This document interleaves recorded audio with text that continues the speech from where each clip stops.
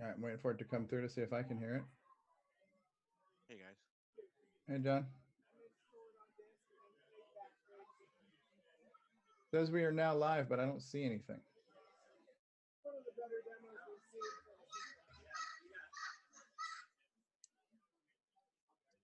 Okay. Now I see it.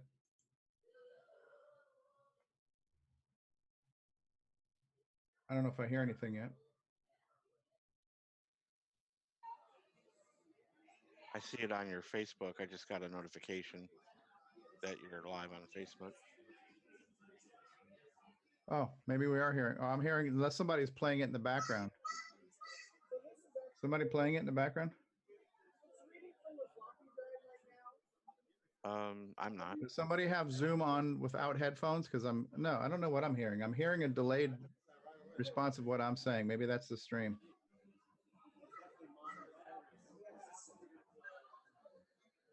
Yeah.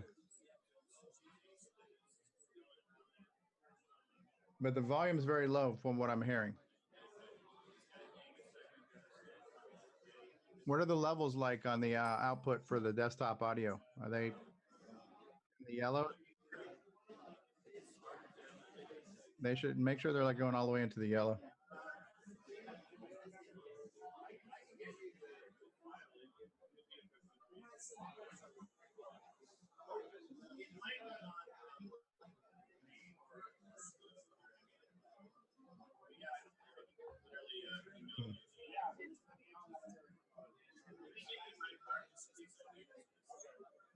Are we hearing the audio from the fest? Yeah. Oh, are you guys asking if you can hear me or not? Well, on the stream, I think we're having some glitches with the streaming audio. Stream, is that what you're asking about? Oh, never mind. I'll let you guys figure it out. Well, we might be beyond help at this point.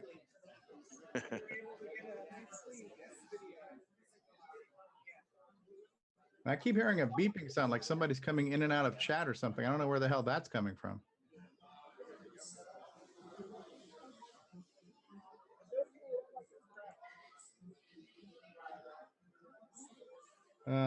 Listen, it is what it is, you know?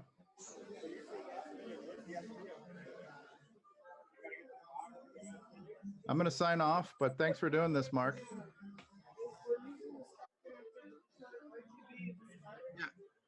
I mean, yeah, I hear the audio in Zoom. I don't know if the audio is coming through the stream, but listen, we're doing the best we can, you know? So I appreciate it. Okay.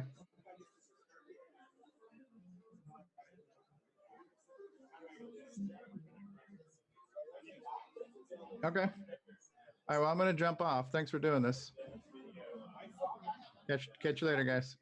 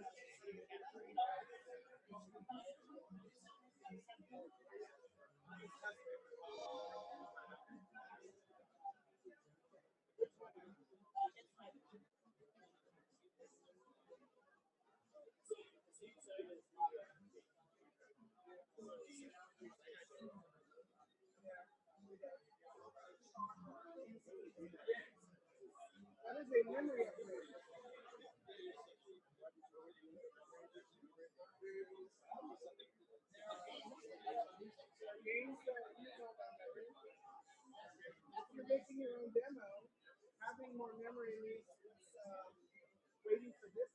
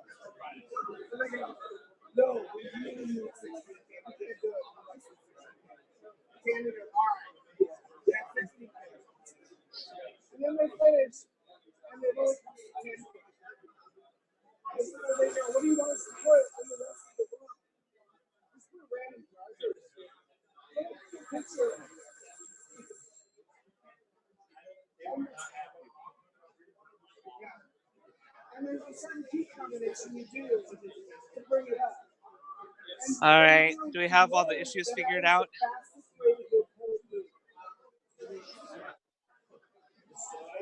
Everything's working now.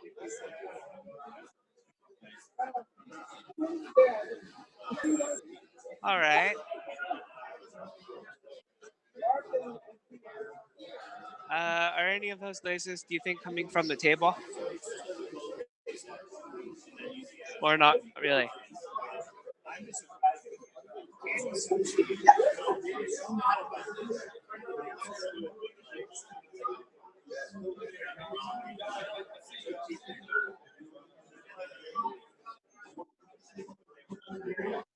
Yeah, you can read about the story. The volume from the table?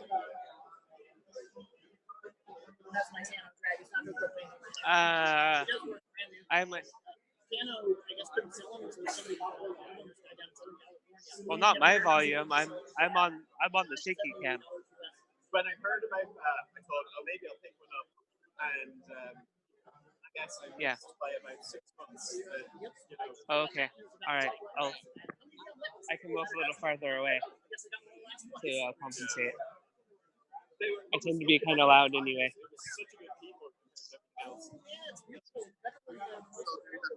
Yeah. Well, see, I'd come up and I said expected, of course, like, on that cardboard. And then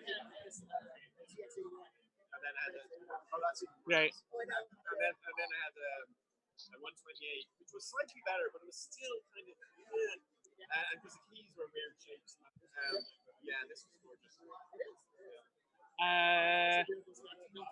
Actually, we may want to do something with the microphone. Let's see. And I had a cartridge. We can see if. Probably spent hours. Yeah.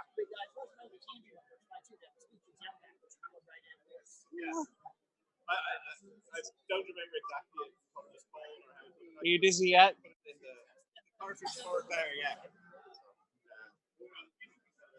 Oh, we're actually playing. We're actually playing the demo.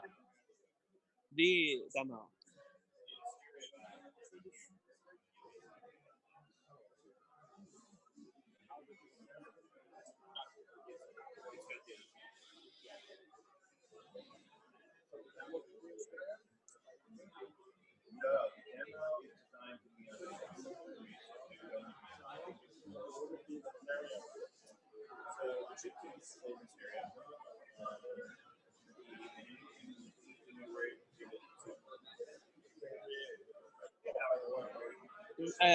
The Simon Jonathan demo. Oh, but I don't know which version it is of that demo. I haven't played the demo, so I don't remember the sequence.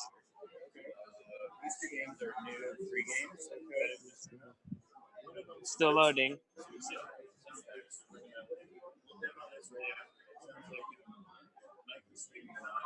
There's the Taurus. Did we get past the controversial part of this yet? Yeah. Okay. All right. No, I just asked whether we're past the controversial part.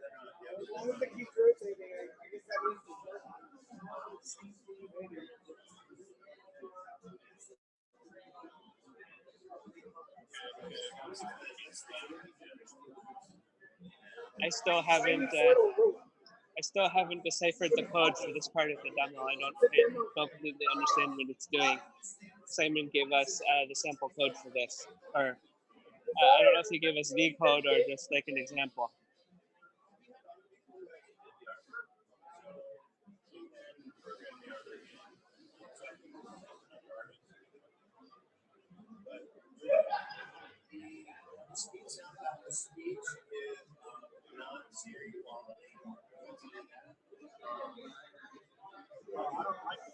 I think this is the end of the demo.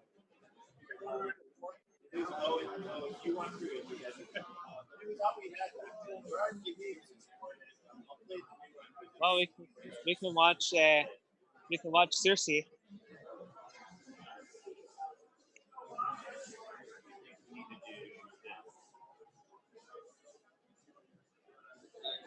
So we have the demo of Steve Bamford's game, and we're playing it on the Farfall Master Edition cartridge. We had to use the tape trick to defeat the ROM boot that's in it, and then we were able to load the early alpha, pre-alpha version of this of the Circe game.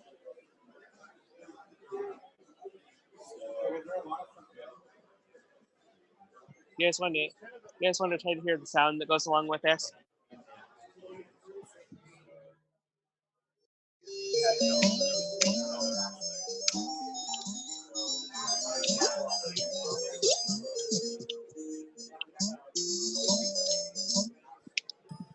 Do you guys hear any of that? Yeah, so that's the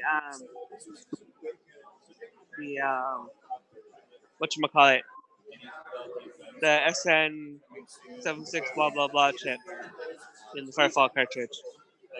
What do you guys think? Yeah, the sound chip is in the Farfall cartridge, but we're just running a different game that uses that sound chip. This game is when it's released, it is designed to be released in a Games Master cartridge.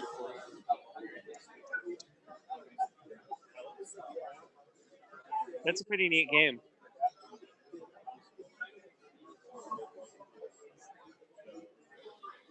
It is very Mario-like. All right, let's switch over here. Oh.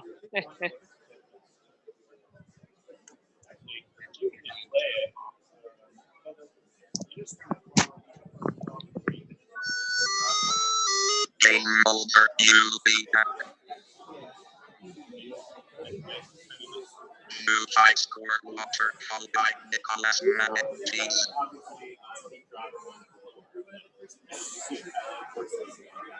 Get ready to fall.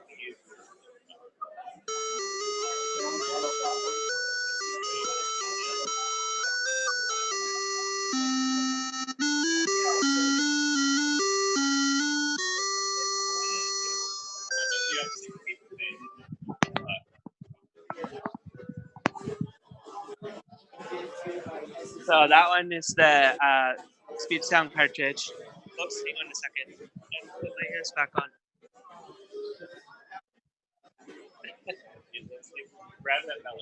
That's all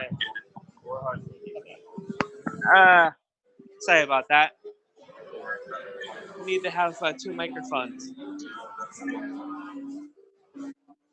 That's Waterfall with the speed sound cartridge. So this is mostly a Yeah, it is. We have the same down there. Did you guys hear the speech sound cartridge talking? You'll be back. As I said, it's an awesome game. Where's the saying, the 50% off? It's down here.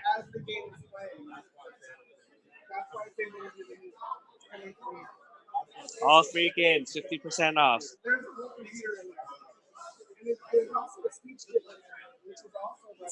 We have a lonely dragon over here.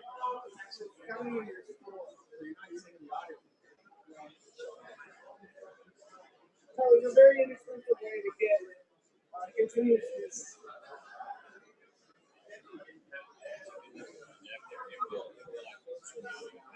Yeah, the software controllable. The audio can go back through the TV.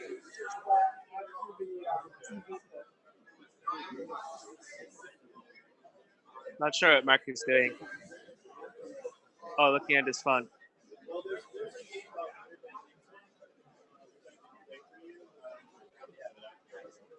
Yeah. Is there anybody watching us?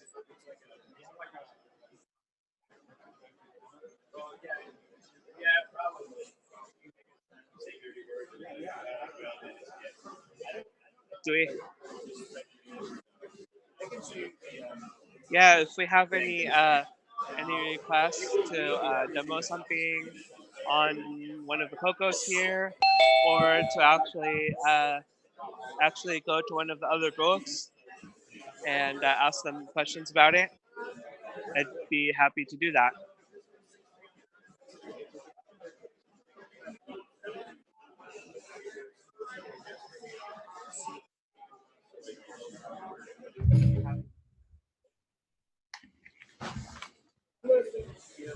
Hey guys, can you hear me?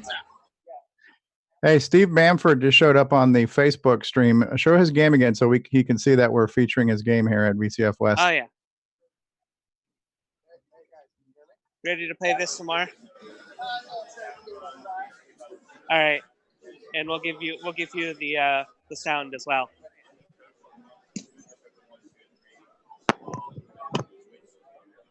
But you were specifically asking about why there's boards underneath the. Sounds really good.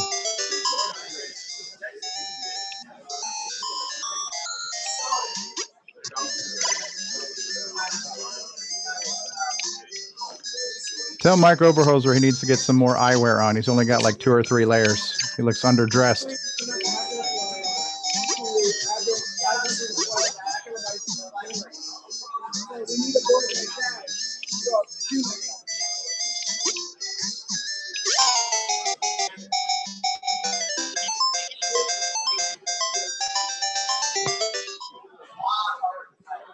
Sounds bloody good.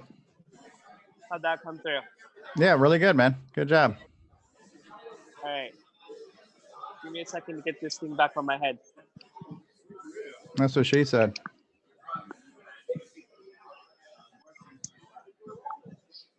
All right.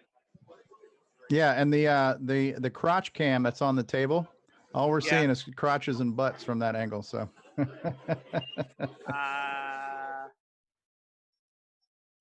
Yeah. I could go work on that. If you want. We know what the world looks like to a dog. You see nothing but crotches and butts.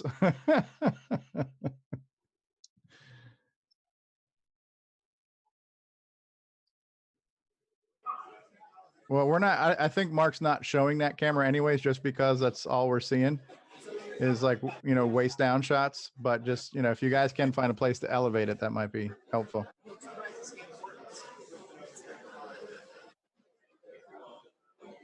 Yeah, of this shaky cam. What are you doing here? Yeah, I see Mikey on the crotch cam.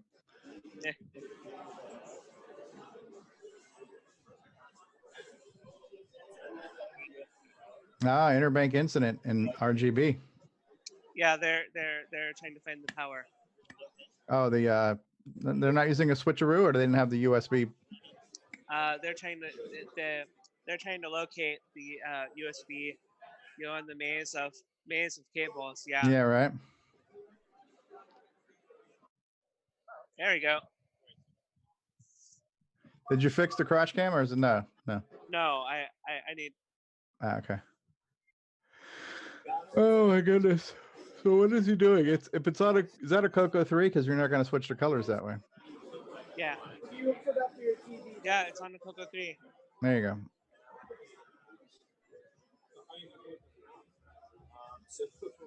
There we go.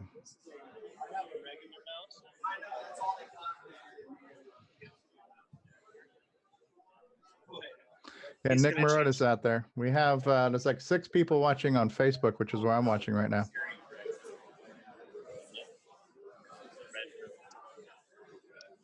That's wrong.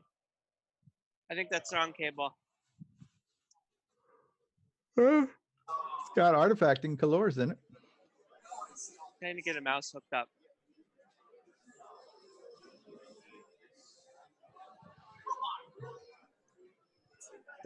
That needs some power. Can you get me this mouse? Yeah. Do. That's a catchy tune on that Steve Bamford game. It kind of sticks with you.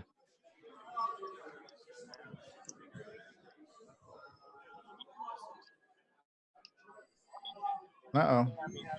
Pulling the mouse off of the FPGA.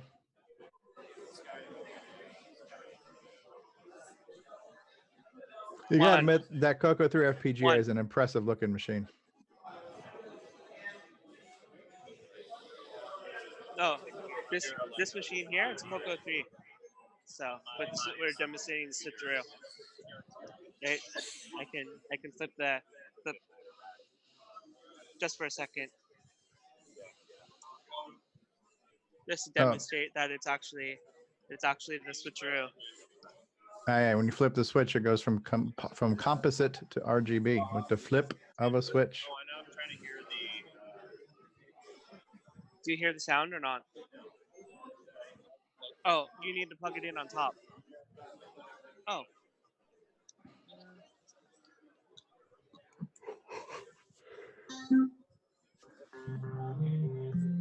Wow, that's loud. It's got some deep bass to it. Yeah, we have the subwoofer kinked. Still playing 60s Islands. Stage 2. Wow.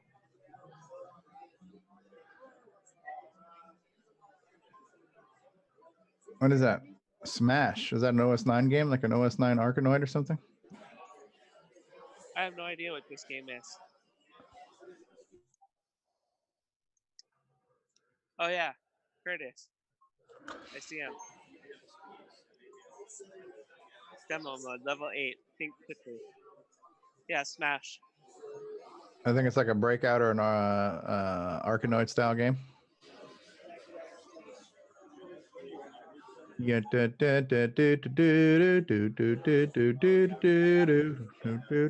Looks like you have to hit them more than once to get them to go away. Is that correct? Yeah. So that's kind of Arkanoidish. Curtis says he's going to watch while working.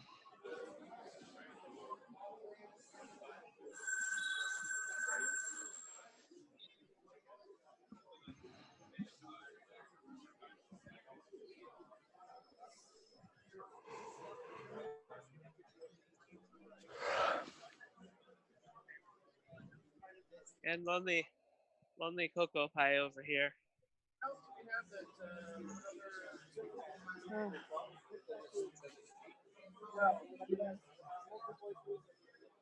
I'm gonna switch Cocoa Pie back to attack mode.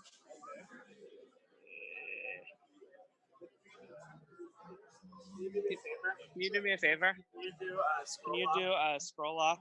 Hold down this one and scroll lock. Okay, thanks. I only have one hand. Sorry for all the movement. I will stand still here.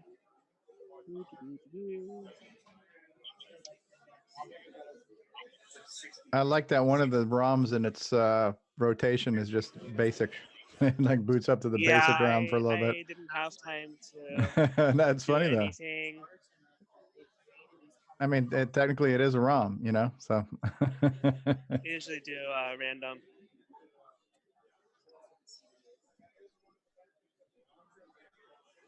Some of them don't work. Temple of Rom.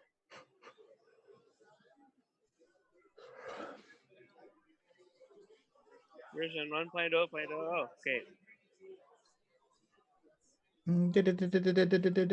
Okay. Yeah, we don't have sound hooked up on this one at all.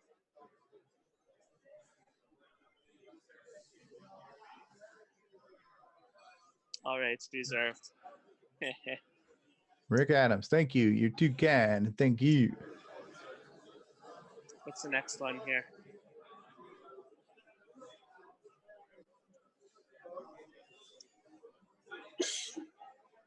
Popcorn. Popcorn. Need a joystick or keyboard? I think it's stick. I don't know if it did keyboard or not.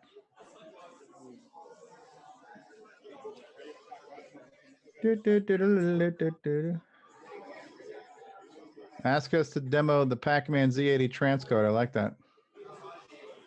Yeah, we tried to do that, but Rob actually needs to have a different. We need to use a different version of it in order to do the demo. So.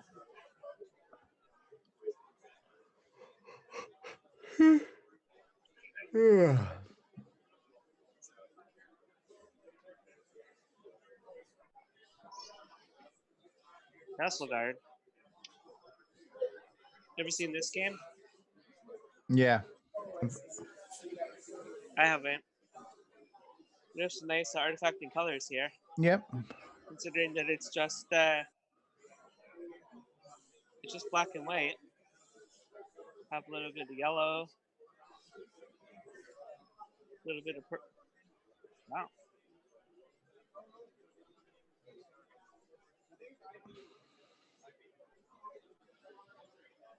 Looks like it switches to P mode 3 when the screen turns white. The colors are off too because those are supposed to be like puddles of water there by the castles, you know.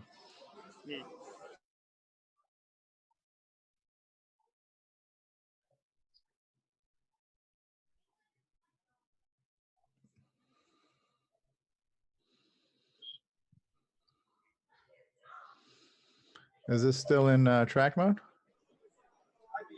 Oops. Color fourth. How do I get a plus? It's over here. The thing is down by the semicolon. Hey. 0. I don't know. I don't remember fourth. I was just trying to do 1 plus 1. I think maybe I have it backwards. I think fourth came after third.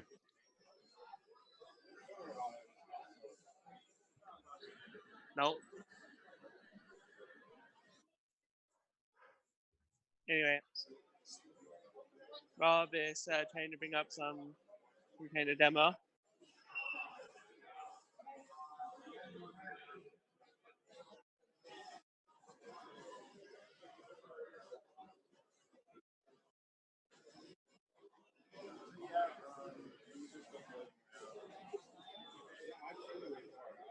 Sorry, I just saw.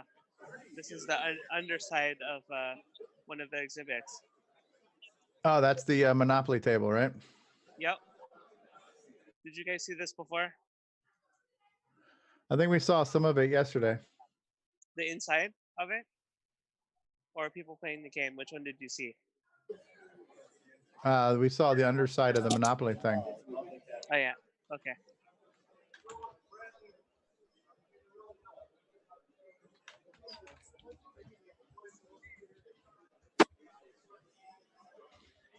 Cool. Does anybody have anything they want to take a look at? All right. Do that. Let's go this way.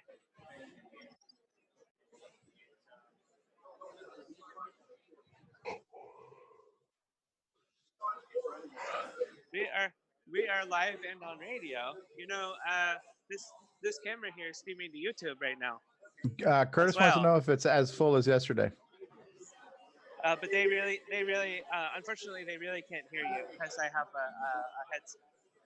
But is this terminal connected to SDF right now?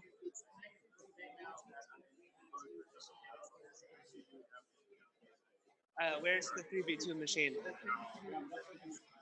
Guys, I'm gonna drop off. And you have a Wi-Fi Thanks. connection. Thanks for doing this, Mark. Inside, is it inside the terminal?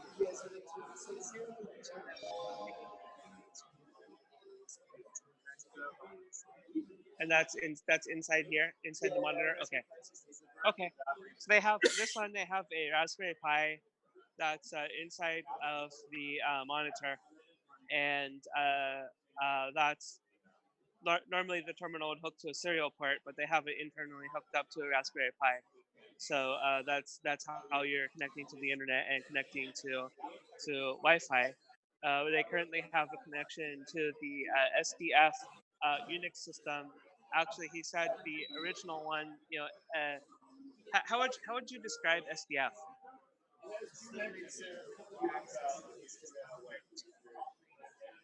Okay. All right. Public access Unix system offering free shell accounts. So anybody can go to I think sdf.org, and you can actually get a shell account on the system.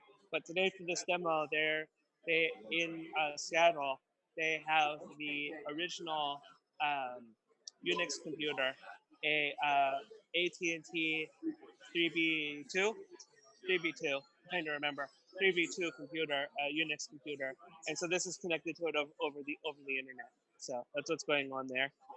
Thank you. It actually seems a little bit later, to be honest. So, I believe so. Yeah. How hungry am I? So this thing is it's a Sega Dreamcast dev box. That's pretty interesting.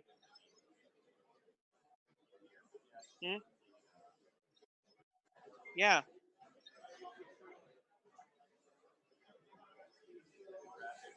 Interesting. I don't really know that much about Sega Dreamcast. Oh, so this development box is hooked up to this Dodge style. Is it Dodge? Yeah, Dodge. This Dodge style, lunchbox PC. Yeah, portable. So.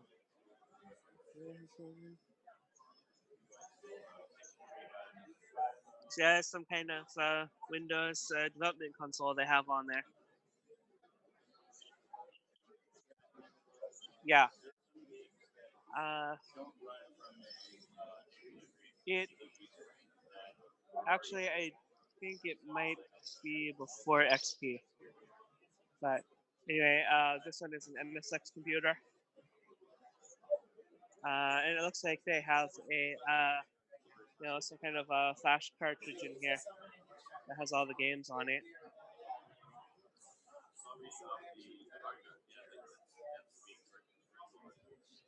Then here's not one, but two Sharp X68000s. So there's a little bit of glare. Which way is better? This way will be a little bit better, I think. There you go. It's a Sharp X68000. It's a machine from Japan. So this is the computer here. It's a 68,000 base computer. I mean, it's cool that they're showing games running on it, but other than that, I'm not sure what else it does. Yeah, and this is NEC. Here's what this exhibit is.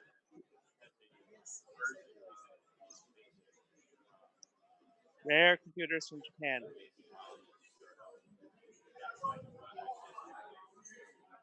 NEC. So it's an NEC PC 8800. Yeah.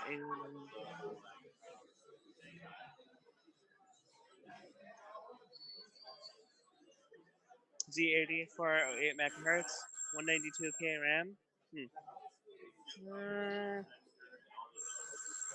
640 by 200 by 8 colors. What's the message from Curtis just now? All right. Think of figuring. Yeah. On Discord. Looks like the audio is still not 100%.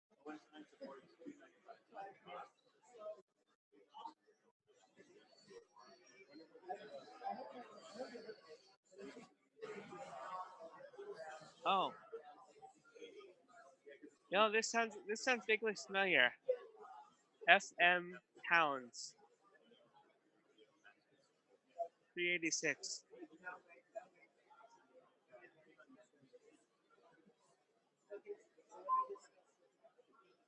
Interesting.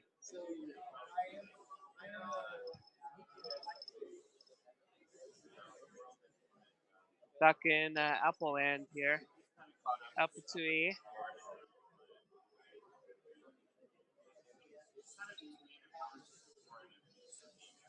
They have reselled in the signage department. Apple IIe.net. Video cards, games.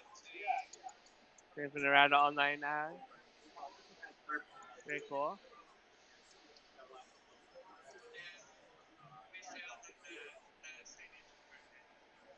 What hardware do they have inside this thing?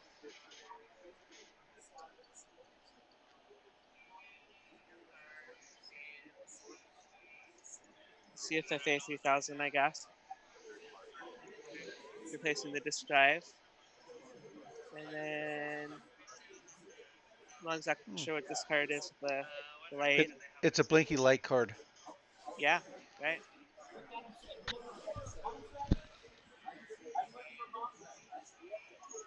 CFFA 3000, I guess.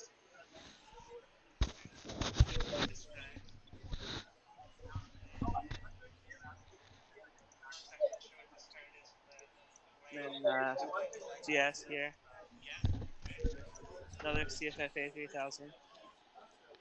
Okay, I think I got my audio working better now.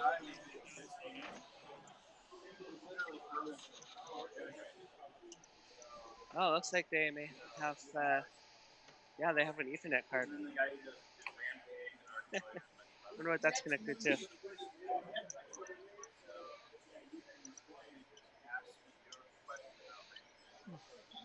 Then this GS, I think.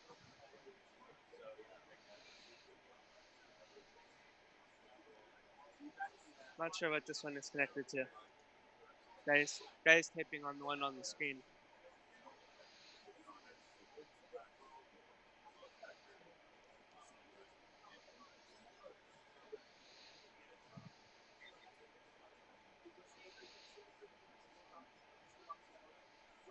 This thing is over here tapping away.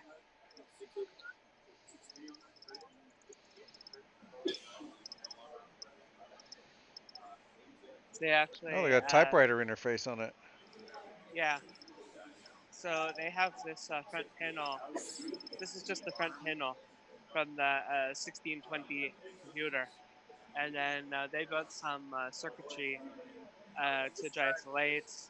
And I don't remember what the actual computer unit is that they have inside here. What's the actual computer that you have inside there? Raspberry Pi. Okay.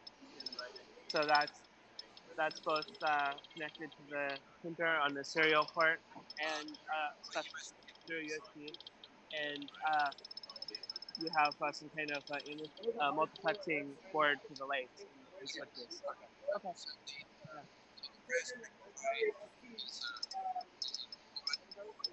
Yeah.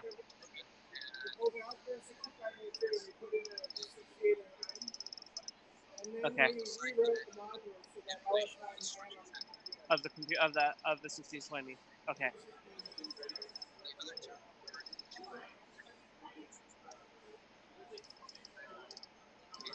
Okay.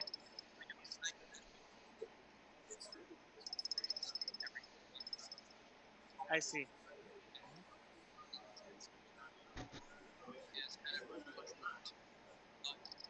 Yeah. Uh-huh. Okay. Cool. Thank you. Yeah, so I don't know if you caught any of that. They have Raspberry Pi back there. No, we That's didn't really get okay. anything. Uh, they have Raspberry Pi driving this demo, and Okay. he basically said that it's a 4-core machine, and one core is running the 1620 computer simulation, and then they're using 2 cores. They have 2 cores dedicated to driving the lights on the front panel, and then I guess the 4th core maybe running Linux or something like that. So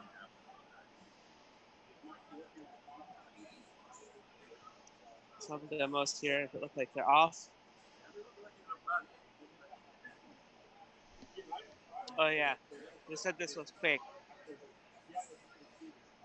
Quake or Doom? That looks more like a Doom to me.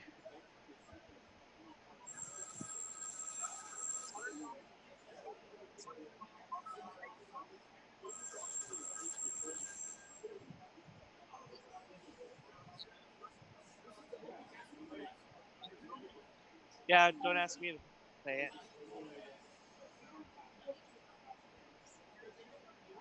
There are not that many Commodores here this time. I don't know what this one is playing.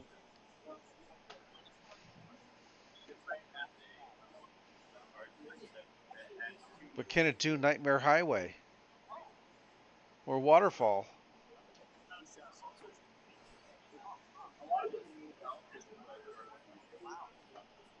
I can't get it to do anything. Wow. The orange glow of the Grid laptop. This is pretty cool. Grid Systems Corporation, hard to see. Oh, Grid. Later, Tandy bought Grid. Right. Select the file. I'm not sure. I'm not sure what application this is, so don't want to do anything. Wow, Pippin.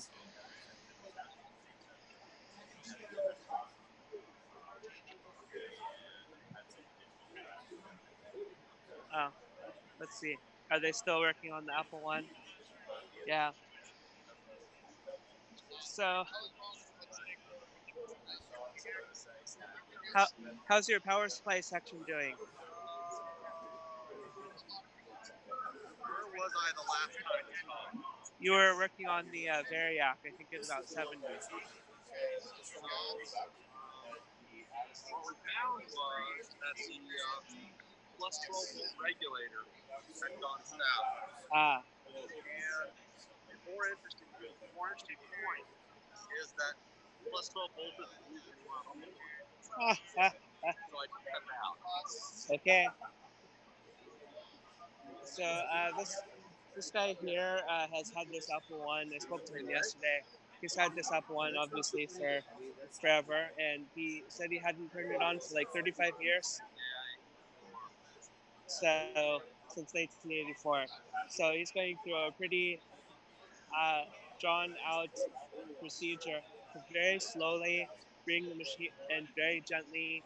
You see this box over here, this with the dial on it is a Variac, and what you can do is it actually is a potentiometer that or a rheostat that allows you to vary the power line voltage. So instead Yeah. of sending the full 110 volts straight into it, you can turn the dial to 0 and very slowly you can turn the voltage up to slowly bring the machine up. So they were doing that yesterday, and they did find a power supply problem, which got rectified. And now that they've brought it up, he's putting all the chips back in, and probably, yeah, crossing your fingers, yeah. So we have an actual Apple One restoration going on here. Cool. Oh, I didn't see this one yesterday. But this is a replica one or some other one. Which? Mimeo. Okay. So they use the replica for testing.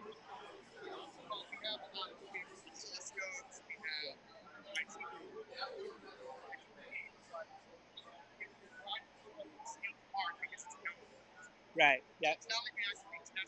Okay. Yeah. Yeah. Yep. Hmm. They're they're using the Apple One replica for parts essentially because they know if the parts are in there, it's good. Hmm.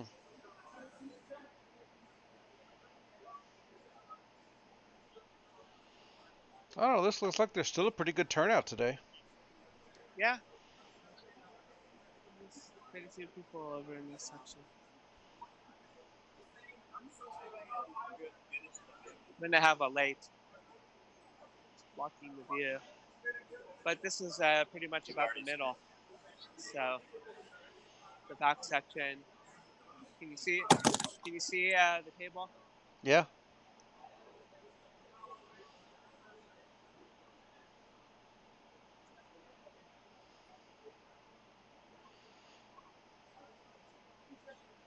Oh.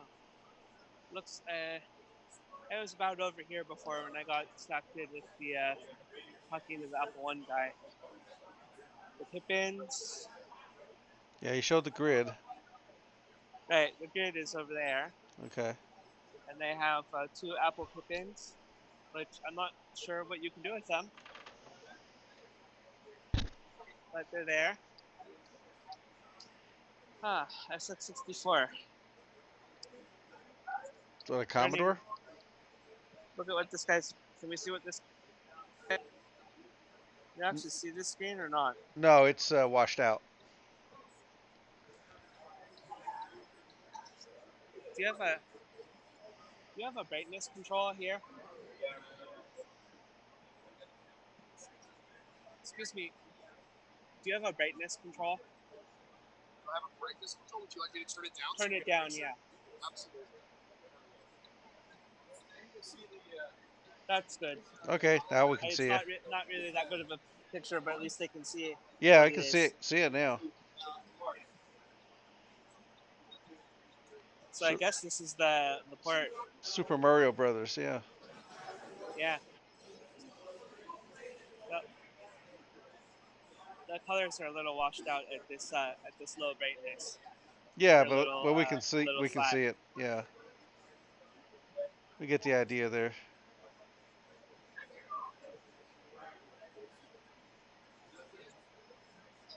Okay.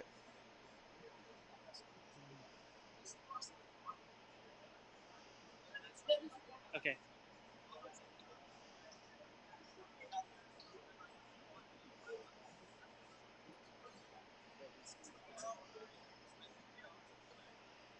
Okay. So what's over there on the right?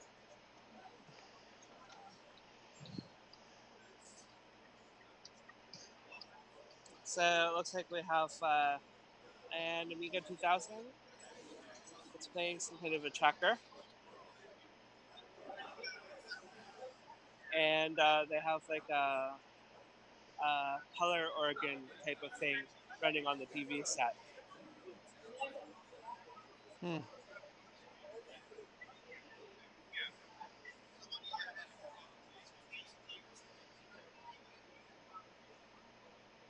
Yeah, just a tracker. Pro tracker. The saying over here says Amiga 2000 makes it possible. The only Amiga makes it possible. Okay.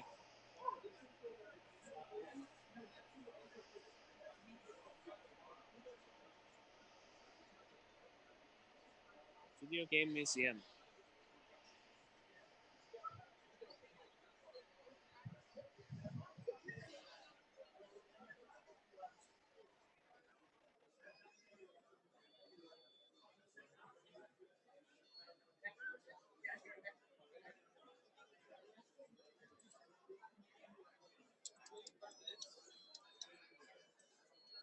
What kind of processor do you have in this thing? Is this 6809? Ah, this was the one that I didn't see before. Every chip over 20 pins is ceramic, just because. I'm trying to get get video of this without glare. That looks pretty But, good there. Yeah. So he has that.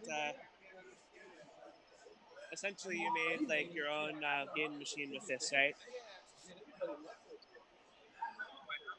Well, wouldn't it have been a lot easier just buying a color computer? Uh-huh.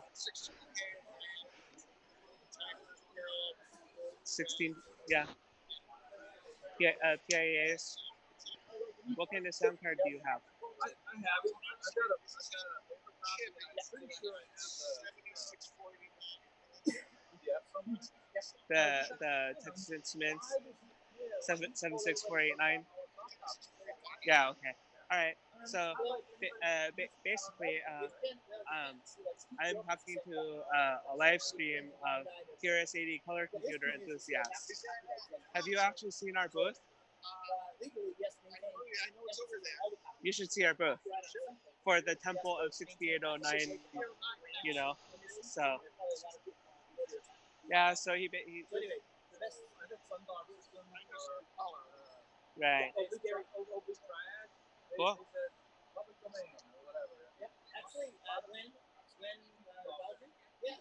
So you don't have a SAM, do you? You don't have a 6883 synchronous address multiplexer? No. Okay. How you have static RAM? Okay. All right. So it doesn't have, Coco 2 and Coco 1 have the SAM, the 6883. And the important thing about that particular chip is that it generates the timing signals to run dynamic RAM. So Yeah, it if you does the don't have, refresh.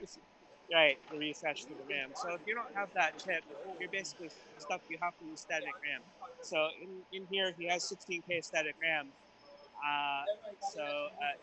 This is going to be a little bit more like a single board computer style rather than the Coco, right? Because the Coco was really based on that 6883. That actually, Well, it kind of looks like he's. It kind of looks like he's making a arcade there. I'm sorry, Mark. I missed what you said. It kind of looks like he's made an arcade. Right. Yeah, it's an arcade. He's got a pile of tokens over here. So, this thing's called Taco Bot. Huh. You have schematics and everything over here, right? Oh, look at that.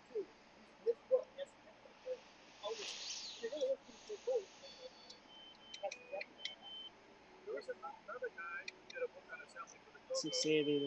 6809 and programmable logic device and Yeah, so they use a gal for all their addressing scheme then, huh? all right. For I the won't bore addressing you code. guys with this. I would love to sit here and stare at the schematic. Maybe I'll do it off camera. Yeah, Thank that you. looks interesting. So was there a website or anything where that information's available? Let me ask him. So those others can look that up on their own time Do you have any kind of like a website or anything? for the design. You have a YouTube channel? Oh, that would be interesting. Martian Tech. Right. Martian Tech, all one word on YouTube. Okay, Martian Tech, one word. Uh-huh. Okay. Oh, yeah, he's got, okay, thank you. He's got Okay. the documentation, the schematics, everything everything is. Okay. He's got a link to it somewhere. So, So Curtis is asking on that system, has he tried the 6309? oh, they have. Do you want to actually talk to them? No, it's just the Oh, just Curtis asking Okay. that on the chat. All right, just have one question from the panel here. They were asking if you tried a 6309 in this machine.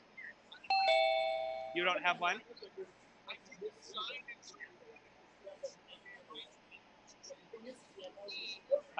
Because it's a drop-in replacement. Okay, yeah.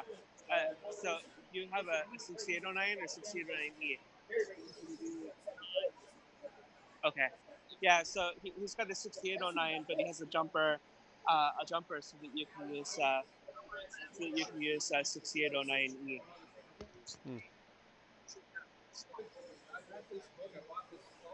Cool. Well, I really encourage you at some point to go down to the color computer booth and go talk to them. So, because that's my booth. So, but I have three helpers. So they're busy operating the booth. So, thank you. Okay. And Ron Delvo has joined us on the Zoom panel. Hi there. Hi, Ron. Hello. So Welcome to VCF West Shaky Cam. Yeah, we were watching. I was watching for a little while. So I'm glad my profession is not a videographer because I would fail completely 100% at that job. So this is the Unix station land. And what do we have on the screen? We can do this on a Coco as well. Adventure. So Ron, we were just visiting with a guy who built a 6809 based single board computer, kind of turned it into an arcade. I was watching. It looked like a little arcade game or something. Yeah. Look at what's going on over here. He's holding a floppy disk and trying to explain it to his kids who don't look like they're interested in it at all. Yeah. But he's definitely interested in it. Somebody 3D printed a save button.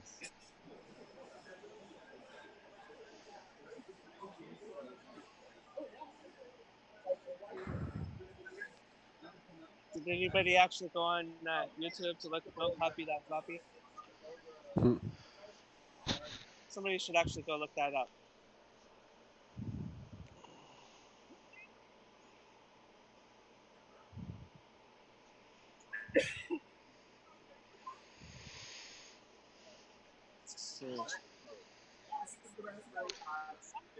So I think on the other table there was those large white cartridges. Oh, yeah. Yeah, we'll get around to them. I'll explain what those are.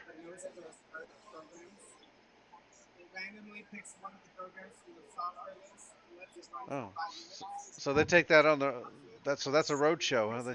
They go around touring. Yeah, that thing that guy's holding. Oh. That's actually an optical disc. An optical disc? Yeah, I've got a whole box of those things in my office. Yeah. So Curtis is saying. So Curtis is saying, show him the 9-track tape reels. A couple videos about this. Yeah, Tecmon. Right. Okay. Okay. So he's holding a CED, which is actually like a vinyl record, but his video. It was on Tecmon. The Raspberry Pi.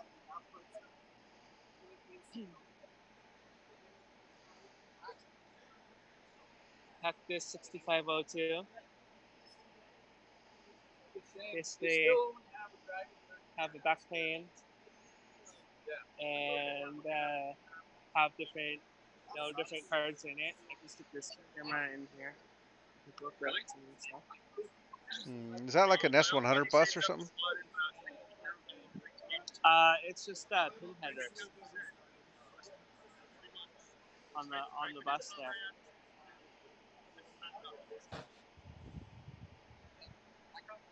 So I guess you took the switches to program it. But he's got what looks like EPROMs over there. So.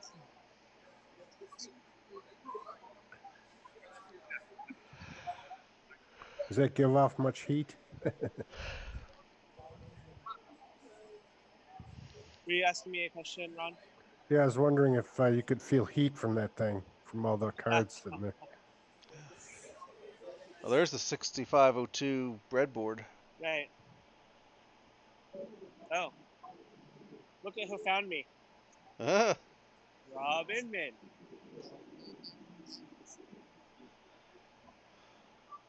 I kind of have, I'm not exactly sure how, but I've stolen his duties.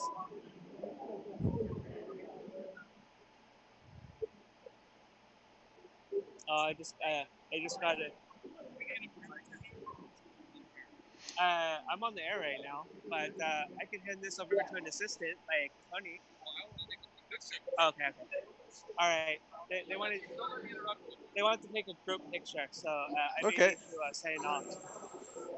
Actually, I should sign off for the group picture. Okay. Well, we lost the feed from the camera on the table. All right.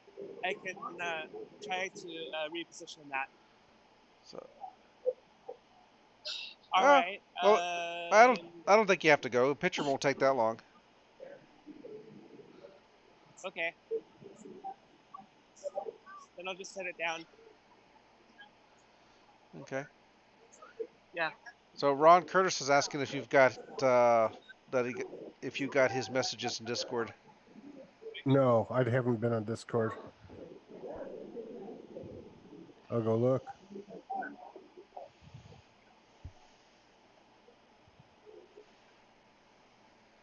Let me make my way down here. It's a little hard to.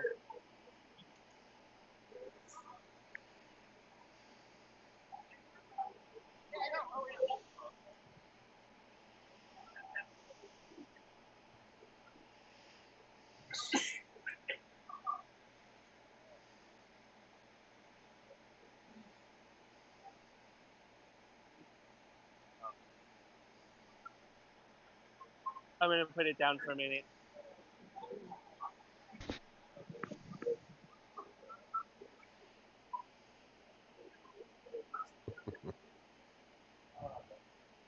Oh. Sorry, Curtis. Just post them online. We'll get them. It was actually Rob. He was asking the question too, not Ron. Oh, okay. So we have. Oh, you guys said you lost the table feed. Let me work on that. It's transmitting. It's just no picture. So it's on mute or something.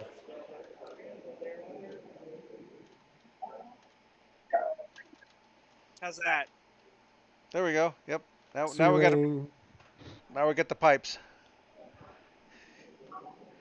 Is there No. any way to mount that higher? They want to mount this higher. Like maybe stack it on some boxes? Well, the boxes we have aren't really that high, and it would kind of. We might be able to. Yeah. No, they were complaining about crotch cam. Like right now.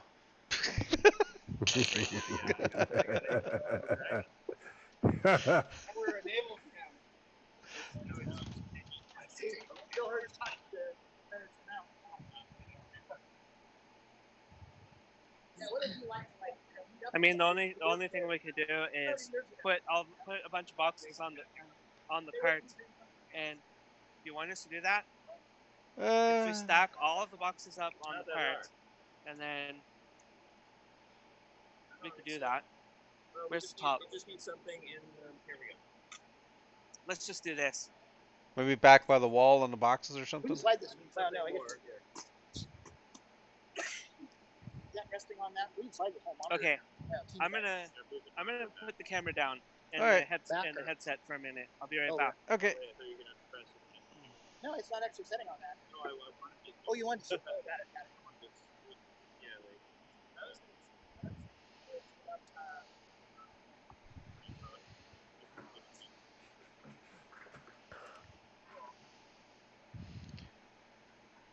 So, Ron, can you hear me? Yes, Oh, I'm sorry. Did it again. Rob. Rob. Oh, well. Well, I can hear you.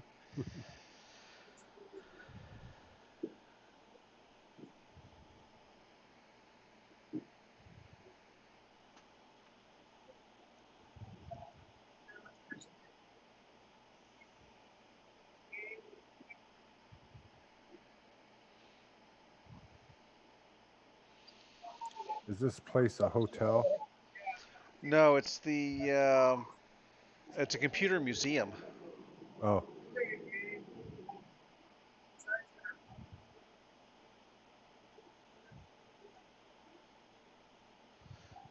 Looks like like in the center they've got the Apollo guidance computer. mhm. It's that museum static display that they brought over.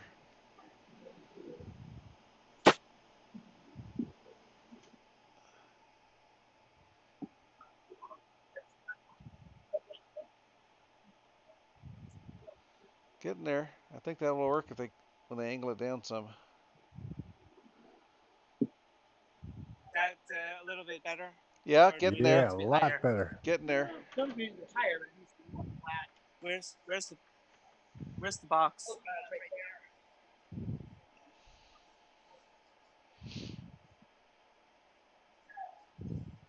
Cool. Now Yeah. we're human. I'll show you what we've done. We made a stack. There we go. That's cool. That's what we had to do to give you better video. That's good. Yeah, that's working a little better. Thank you, Office Depot.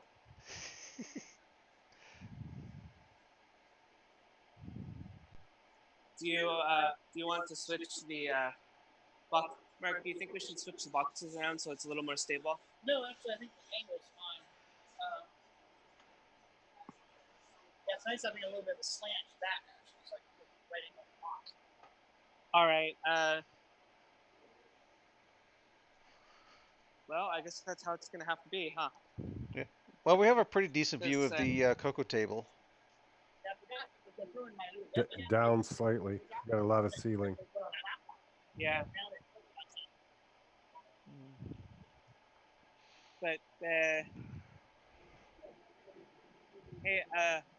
Rob, you have a power strip, right?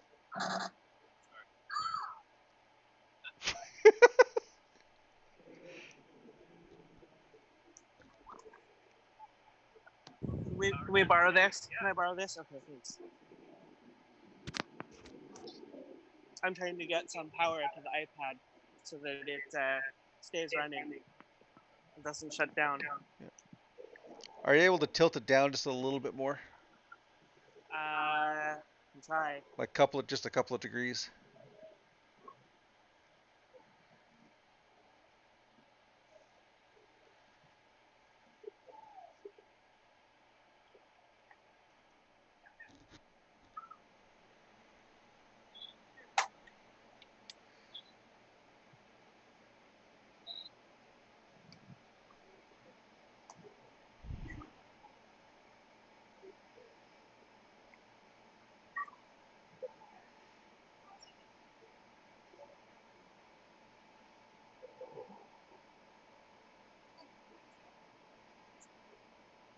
Is that better? Yeah? Ron, what do you think?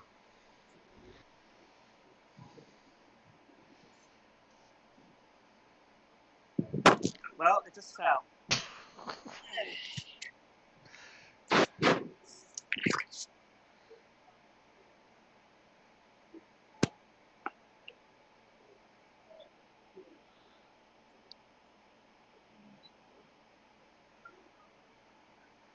Must be one of those California earthquakes. Hmm.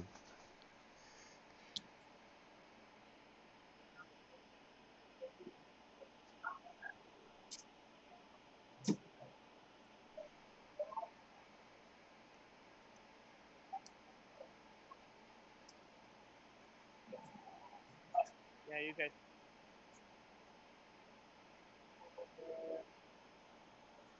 Oh, all my stuff is in boxes. I had an idea about how to solve this problem.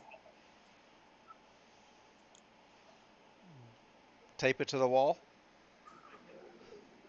I was going to tape it to the stack of boxes. Yeah.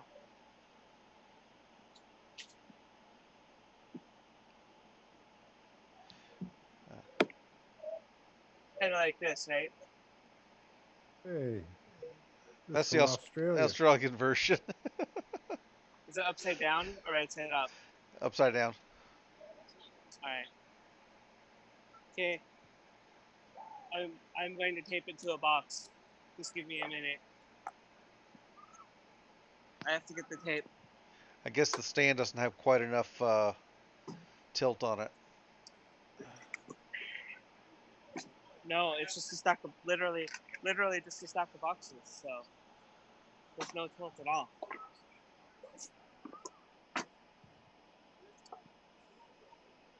Okay. Huh?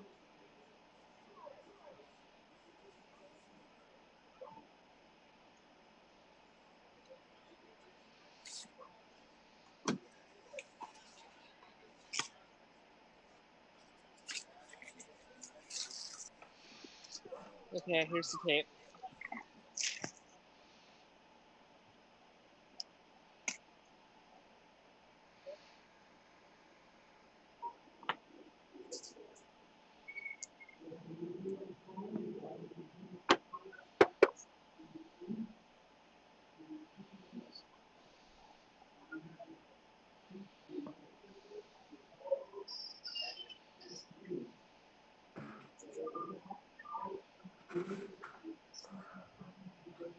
They're making some announcement. I have no idea what it is.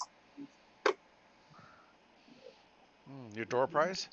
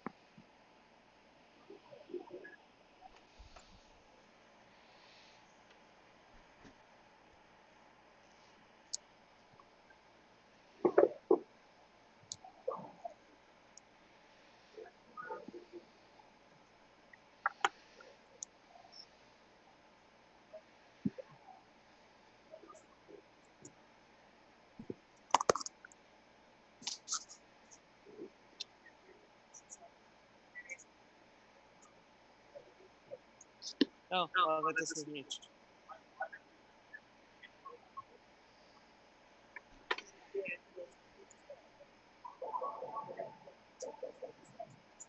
How's the camera now?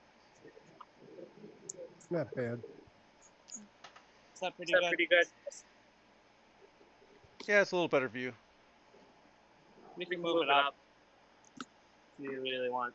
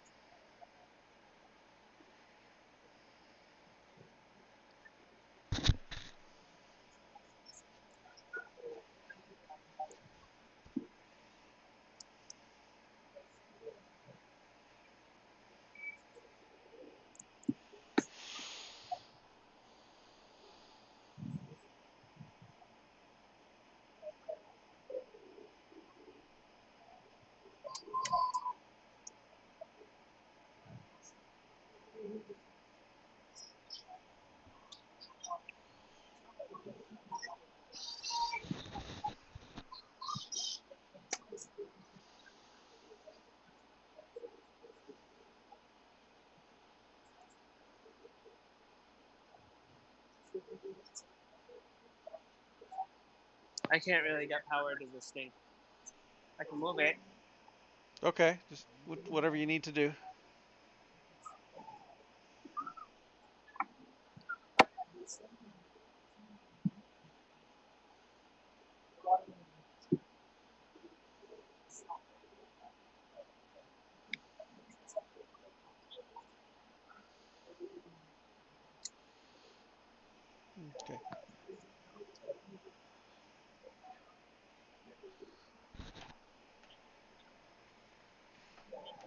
Okay. So Curtis has a question here on the chat.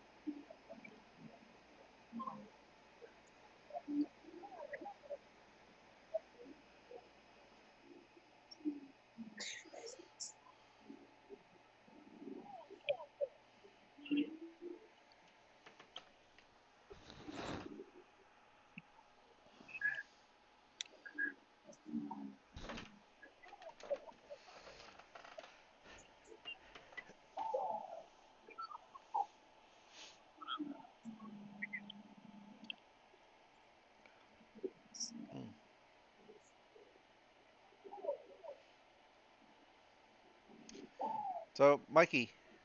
Yeah.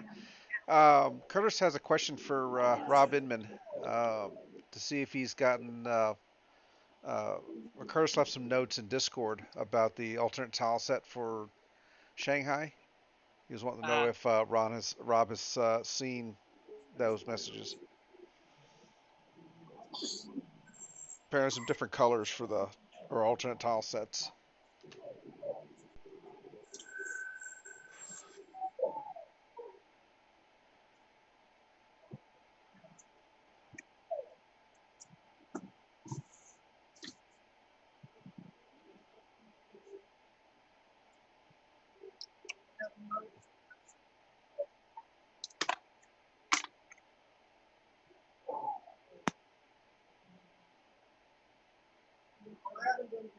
You guys do this video? Yeah, we got video on the pad. Sure. They have a question for me. What's the accuracy of the FPGA configuration? It is not cycle accurate. Software-wise, what have you seen?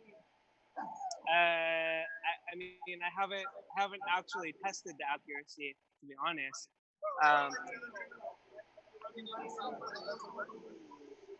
There is some software that doesn't work. I don't actually know the list, but because it's not cycle accurate, and the guy who made the CPU for it's John Kent. It's called System 09. Is the CPU course from that project. He didn't even really make an attempt to have it be cycle accurate. So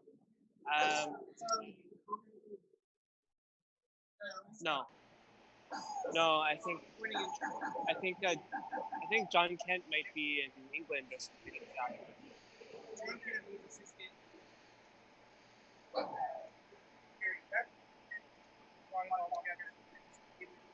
Yeah. Okay. Ah.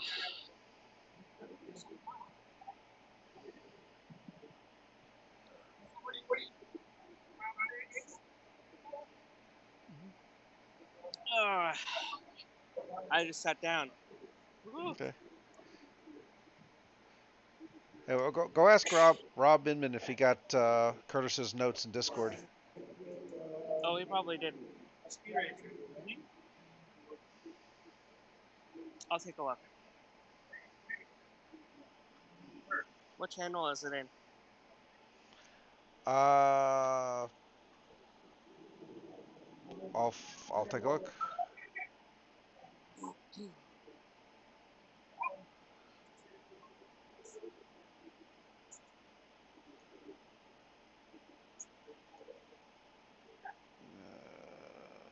I think some of them are in the VCF.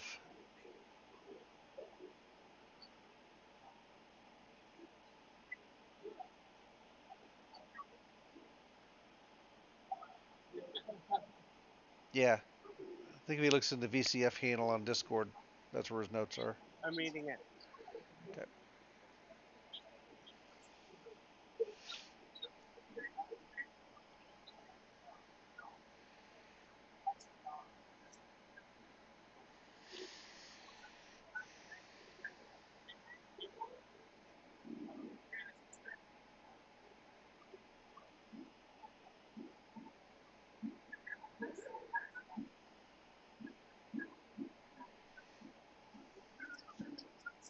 Okay, I don't even know how to decode that.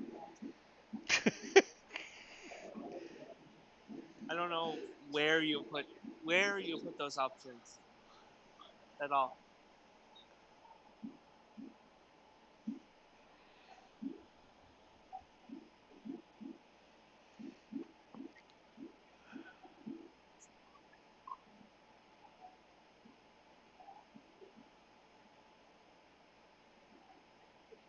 Was that Tim? Tim, what? Huh? The guy in the TRS 80 shirt. Tim Lindner? No? Yes? Ah. No? I don't know. Names and faces are not my forte. So, is there anything you guys want me to go back to take a look at in more detail? Don't know that you covered everything though. I haven't. I only got about maybe 2/3 of the way around the room. How Okay. about the Apollo computer? I can finish it up. Okay. Any word on the interview you guys might be trying to put together for later? Like, is there a time or a schedule set on that? Did Leo Laporte show up?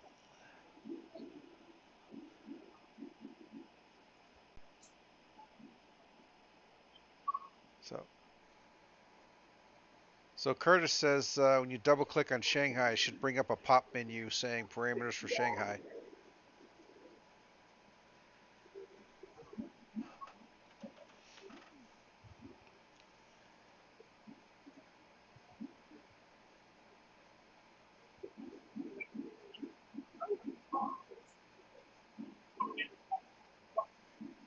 Rob and I are discussing it, so.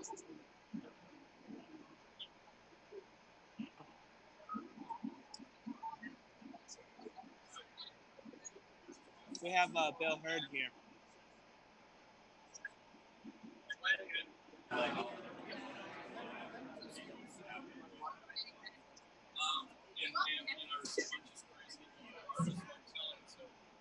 All the best.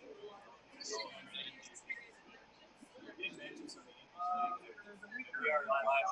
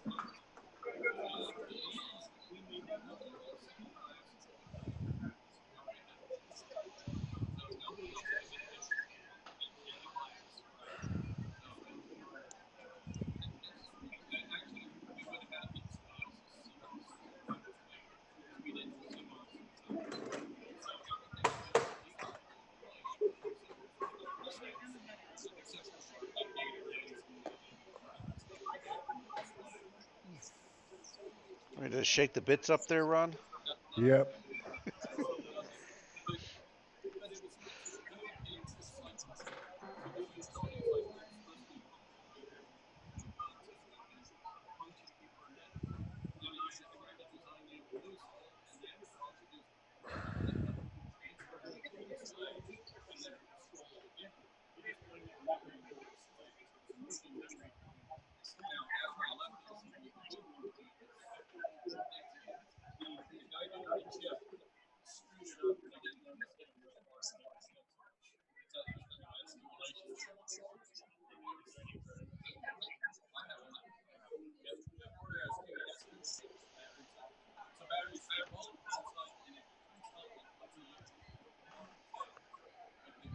Yeah.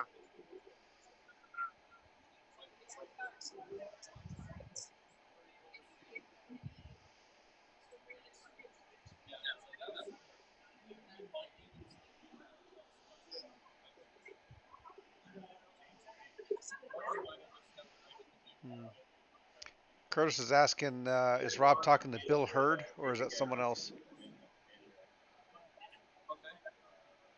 This is Bill Hurd. Okay. Bill's the guy in the Commodore shirt, right? That's correct. Bill Hurd's in the Commodore shirt. Okay.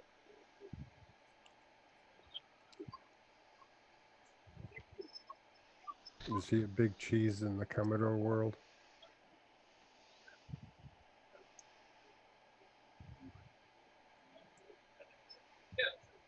Yeah, I don't know.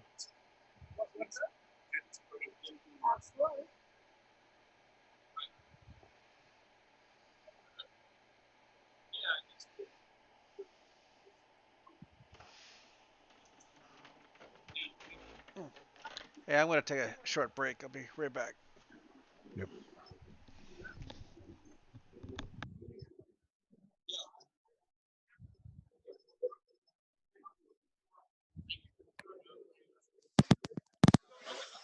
Okay, I can actually hear you guys now. Could you hear any of the talking? No, just Okay. background noise. Okay, well, not much I can really do about that. Can you hear you good?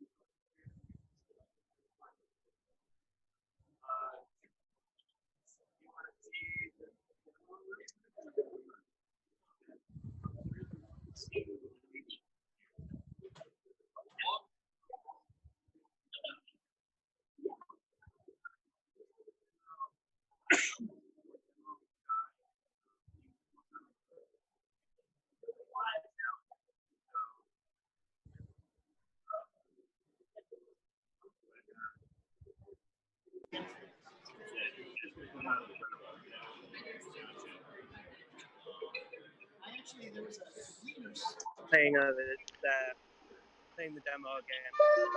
So, Mikey,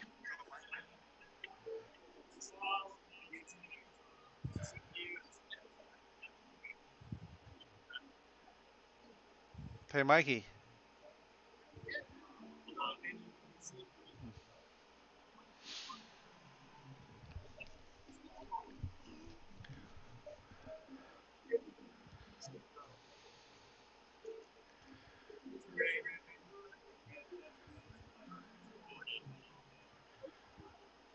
So William Becker in chat has been saying that Bill Hurd is he developed the Commodore 128 C16 and the Plus 4.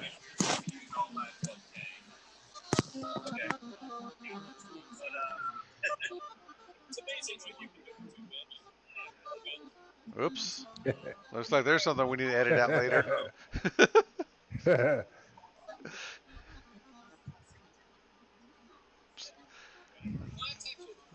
think I caught that.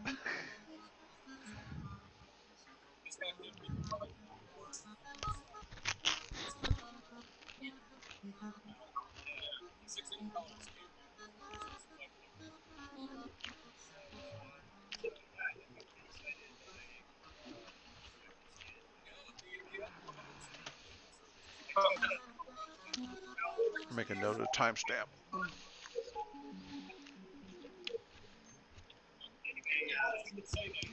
The heck is so small.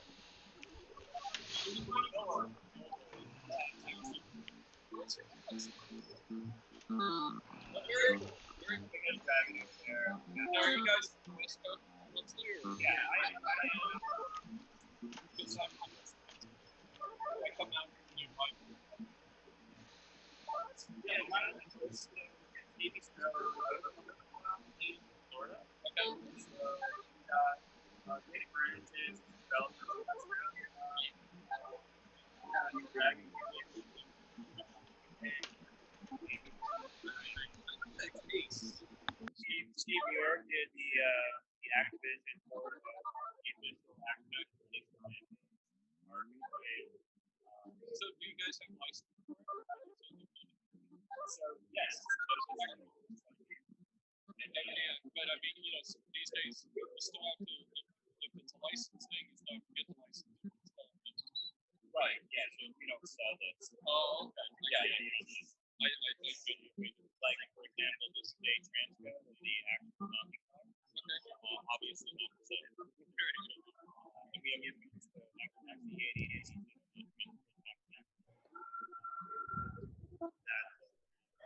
That's it. But we have new games that have come out. This is the paper to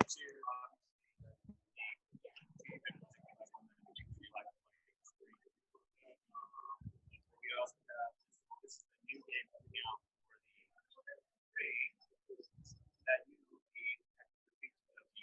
You can hear a little bit.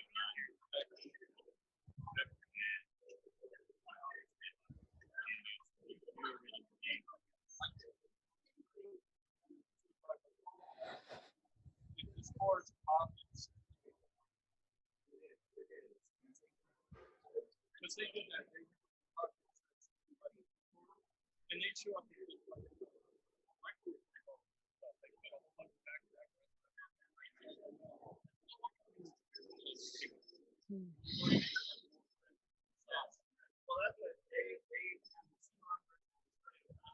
right.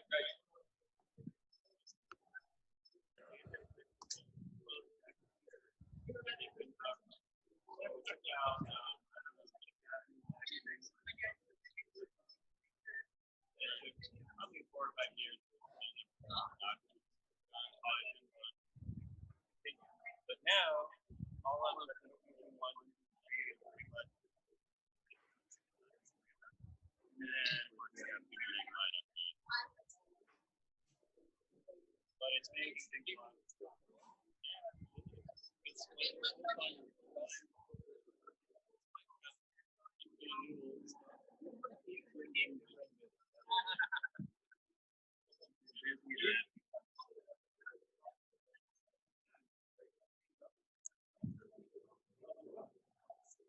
Yeah, there's pretty much no audio the whole time. Sorry.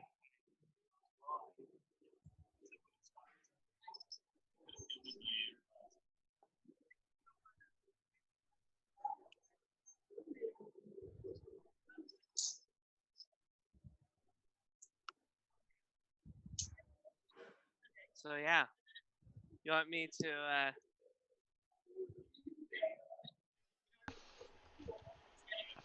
So Curtis was wondering what Bill Hurd thinks of OS9 versus Geos. Did that come up in conversation?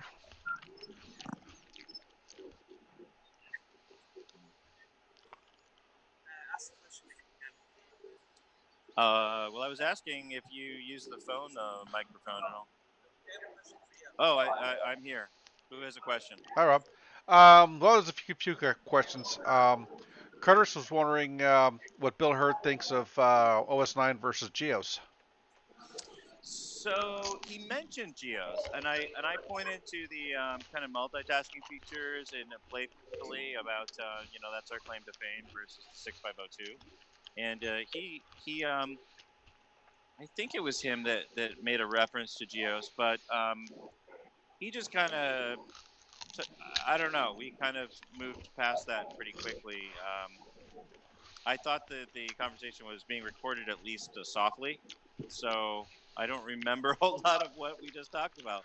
But I brought up the Tandy 100 and the LCD Commodore that was going to compete against it. We talked about sound chips. I wanted to show him Simon Jonas's demo, which he appreciated the naked lady on that. And he would like to get her phone number. So Okay. if anyone could ask Simon for that lady's phone number, Bill Hurd is available and interested. We talked a lot about Jim Brain, of course, and he knows Jim very well, and it sounds like he's also very interested in the Commander X16 or whatever it's called from David Murray. Planet X3. No, I'm talking about the new 6502 computer. Yeah. Yeah. So he's not really involved in that because David has gone a different direction, but he's very supportive of it and excited for that to come out. I did cover the Tandy 100, so that was the big thing I wanted to talk to him about. Wow. Well, it lasted for a while. Yeah. So we talked about the 6309. We talked about East Coast versus West Coast. He's East Coast based, so I mentioned that Stevie is in Florida and is East Coast based, and that we have members from Australia and UK and Canada and everything. So, he was pretty engaged and excited about it all. And I'm sure, obviously he's Commodore, 100% Commodore guy. So, anything that he talks about will be from that perspective and from a competitive perspective. Sure. But I had more, I could have talked to him for, another hour, probably with all the questions I had. But he spent a lot of time with me, and he's kind of moving through the conference pretty slowly and talking to everybody. I did mention that we have a 6809 guy here who has his own computer-based 6809. His name's Air Turk, and that we definitely plan on connecting with him and doing as much as keeping the 6809 community together as much as possible, since 6502 there's so many more, such a bigger community there. But I pointed out Donkey Kong transcode, Pac-Man transcode, Gunstar. I pointed out Dungeon Crawl, just to kind of see if like transcode kind of triggered anything, or he asked about copy protection because I think he thought we were selling Rampage. But I said no, that was officially released by Tandy. I was trying to make a point that we are connected with like Steve Bjork and some of the programmers. But yeah, he's very Commodore based guy. I don't think he knows a whole lot outside of that. But again, we're lucky to have Jim Brain and have that connection, because I swear to you that every Commodore person I've talked to here knows Jim Brain, and it's like you instantly have a rapport with them, because they know the same person you do, no matter how famous they are. Yeah. Yeah, right. So anyway, any other questions? I just kind of assumed we would get some kind of audio from that, but I could have put headphones on, Bill, but I didn't really think of it. So Well, we'll consider for next year that a little more of a like Yeti mic or something on the desk to pick up those kind of things. yeah, I mean, I had a mic, But but we could have just handed him Mikey's headset or something. yeah, well, they're kind But of impromptu. look, So he's East Coast, and cool. and he knows David Murray, and maybe we'll have them on in the future, or Okay.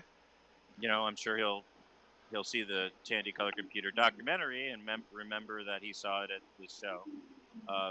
And Mikey had a long conversation with Bill yesterday, so if he wasn't aware that there was a big color computer community before this weekend, he's sure, you know, knows knows it's there now. All right. Well, hey, Curtis was also saying that he's put some information on Discord in the VCF channel on Shanghai, how to change the tile set. Oh, I think I know. Don't you have to click on a little spot and then you get the other tile set? I think I know how to do that, but okay. Well, he put some directions up there if you want to refer to it. Tim's being brave and actually trying to figure out Springster, which I still have no idea what I'm doing when I play that, but I added it to my one of my folders for the conference. So, do you know what you're doing, Tim? No, he doesn't. Well, he's moved on from Daggerath. Yes, he's moved on from Daggerath.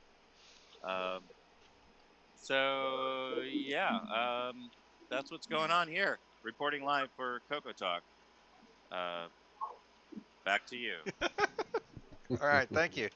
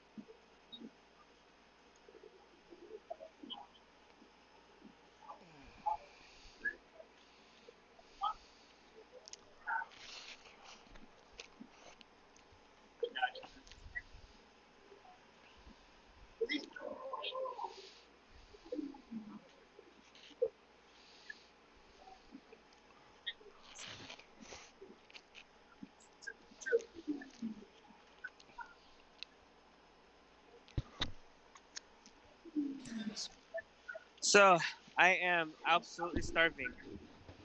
So okay, I'm I gonna guess take. Well, I mean, It's 1:15 there, isn't it? yeah. Yeah, same here. Go eat.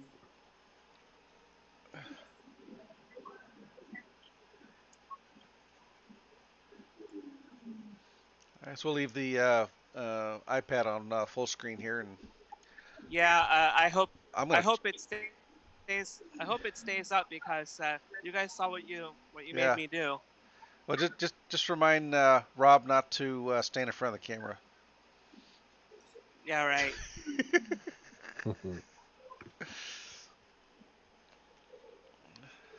Yeah, so we'll keep an eye on that camera to make sure it doesn't fall down again. And Okay. I'm going to eat a little bit, and then after that, maybe like 15 minutes or something, and then I can walk around again. Okay. Was there any word on the interview you guys were going to have? And I forget the gentleman's name. He's got the 6809 merged with the Arduino. You should have asked Rob about that. There.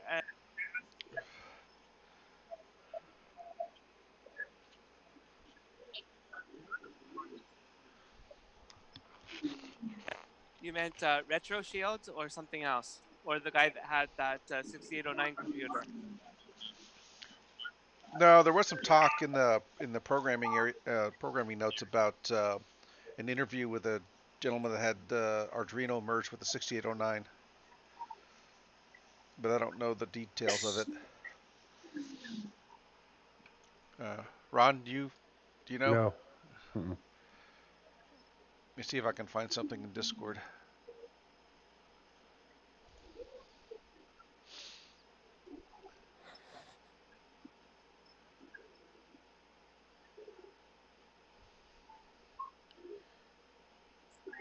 Yeah, I'm just seeing a reference to the Arduino guy. I'm gonna take a break. I'll be back. Okay. That the Arduino guy that is Retro Shields, I think. Okay.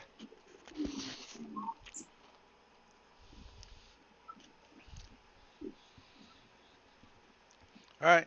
Go ahead and go take lunch. I'm gonna finish eating my lunch here.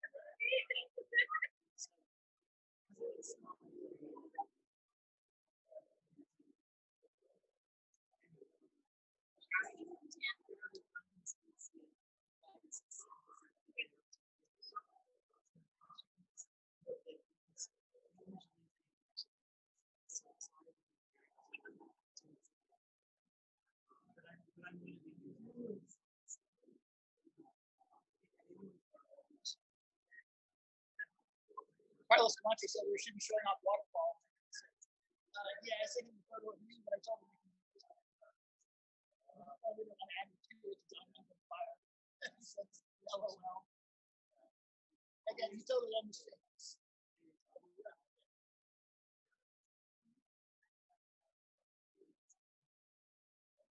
Oh, I see that's a good.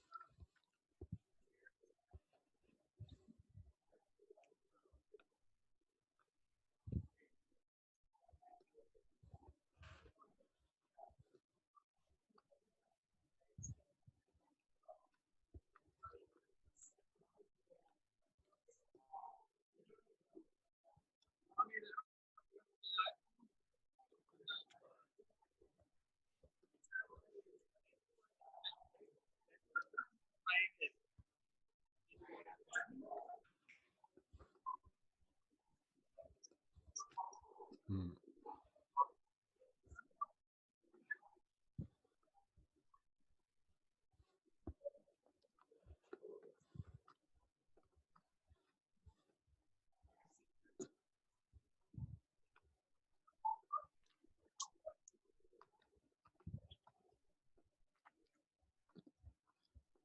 What's he taking a picture of? Trade secrets. No, they have several flyers set up there with QR codes. Oh, that's right.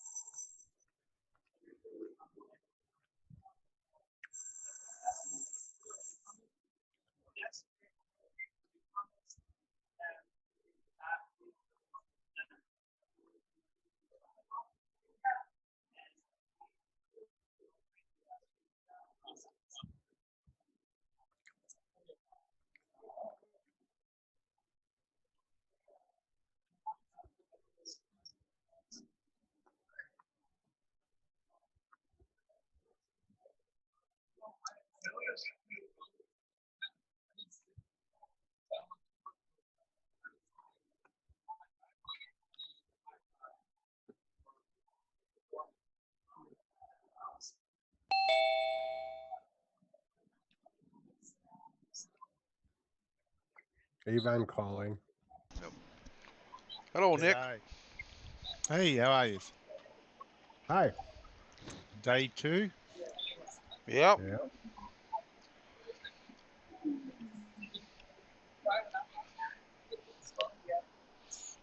We've been doing this for 2 hours already. All right. So earlier, Mikey took us around for a little bit, but here in a little bit, he's going to take us around to finish the tables that we haven't seen yet. Right. Should be quieter today, I'd imagine, than yesterday. Yeah, but there's still a pretty decent turnout, looks like.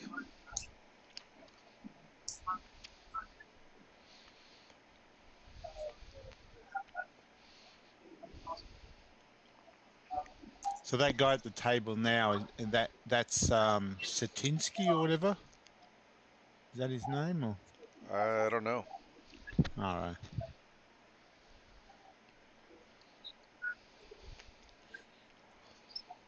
They can't hear us, can they?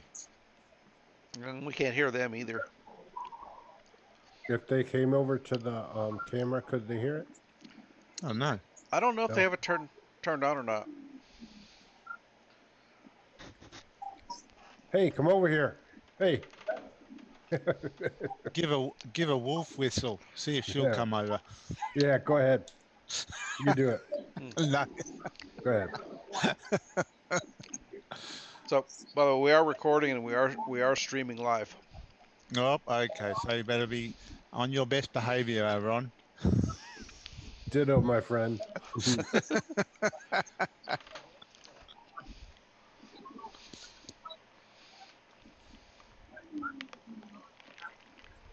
Hello. Yeah, I don't think they can hear us.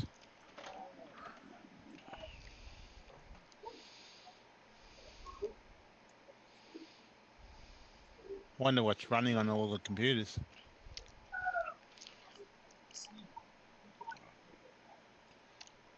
They had Simon's demo run earlier. They've had Shanghai running. They've had they've rotated around a bunch of things. Yeah, they would do. The two like Waterfall. Yeah. Has been running. Well, it's probably pretty popular because it's half price. Mm-hmm. Yeah, that's right.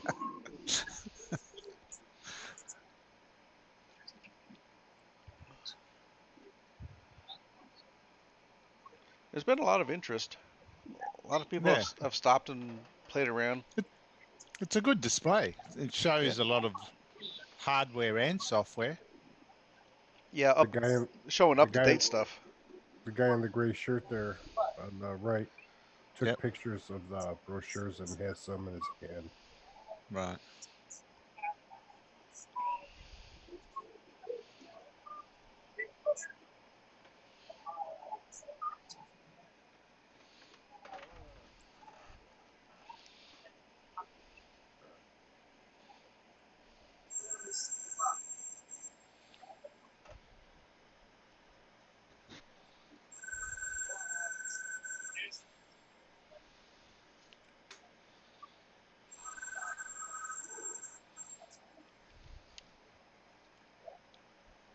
Have you been watching for a while there, Ron? Not too long, maybe 20 minutes. Mikey's got shaky cam. He's just having lunch at the moment. Yeah, that's all right.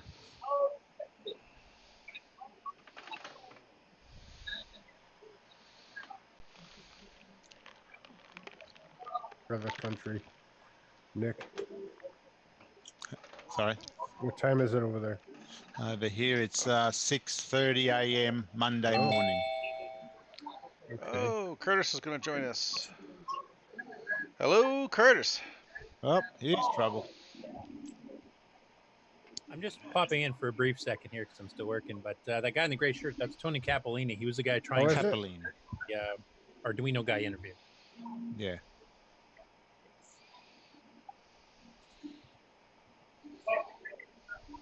They had Bill Hurd over there too for a little while. I guess he's creator of the 128 Commodore. Yeah, and a couple other models in that line.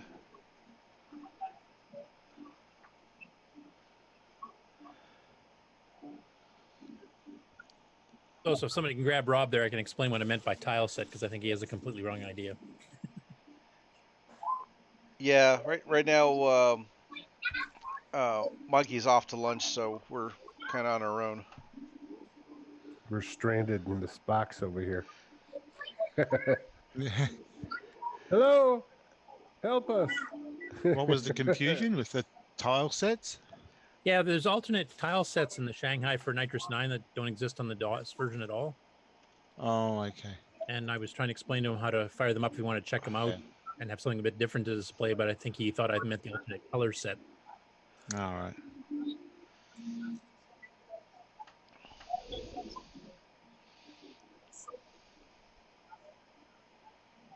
But I want to talk to that Arduino guy, or at least have some questions for him. I'd like to see if he knows about what the 609 can do, and maybe he could upgrade his computer to use that, see what he can do with it. Did you catch the guy earlier that built that 6809 based arcade machine? Yeah, I did from asking him when you asked him about the 609, or Mikey asked him about it. I don't think he really knows what it does. Yeah.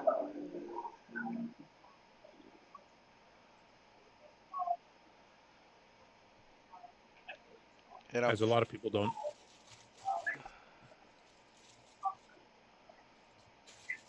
If they know about the chip at all, they usually just think it's a low power version of a 609. As we all well know, it's a little bit beyond that. It's got some secrets. Is that the 6309? Sorry? You're talking about the 6309? Yeah. Yeah. I mean, it took you 15 years to figure out it has secrets, so.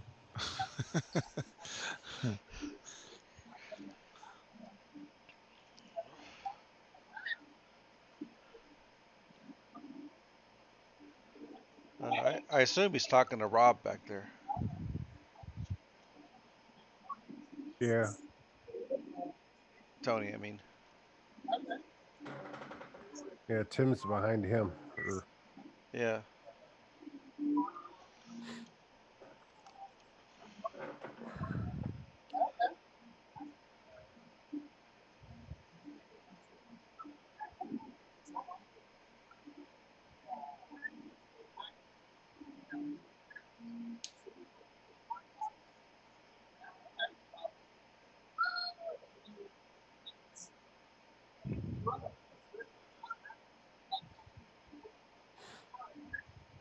The YouTube stream is quite behind this or Zoom.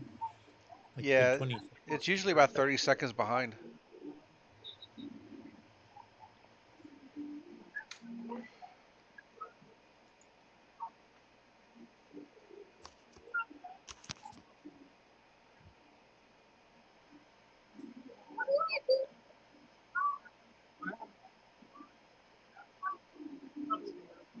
Curtis, what's the time where you are?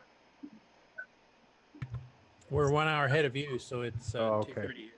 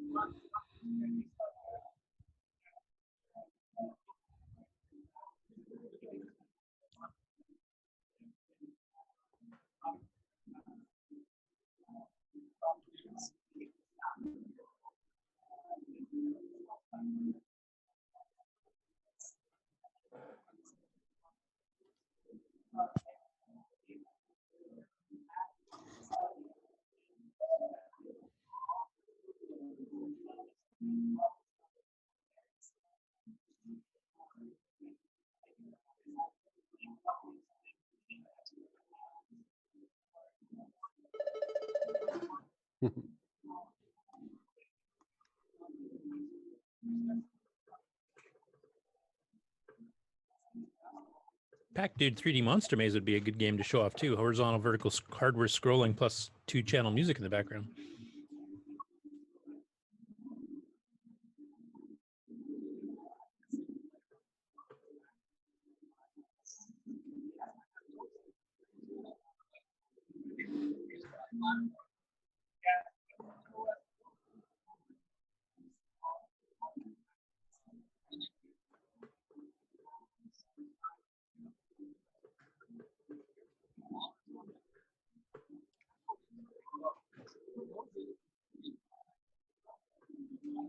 I assume they've put up Sockmaster's demos.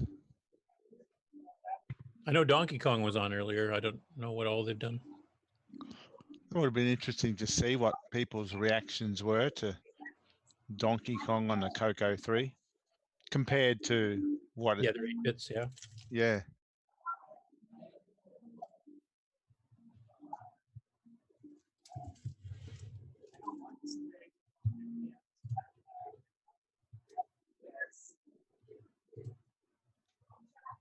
Probably a really neat conversation with Tim there.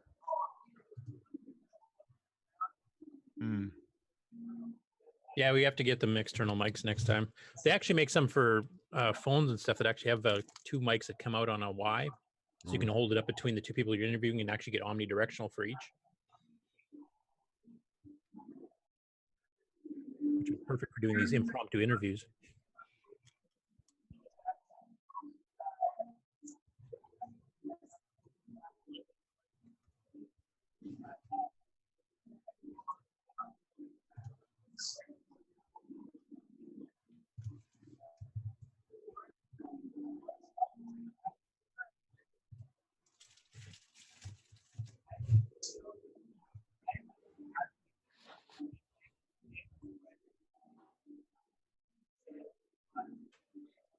Was OS not Nitrous 9 demoed as well? I assume it was. I saw G Shell up earlier. Yeah. And I think Rob said he was showing Bill Hurd some of the OS 9 stuff, like the multitasking and stuff. Right.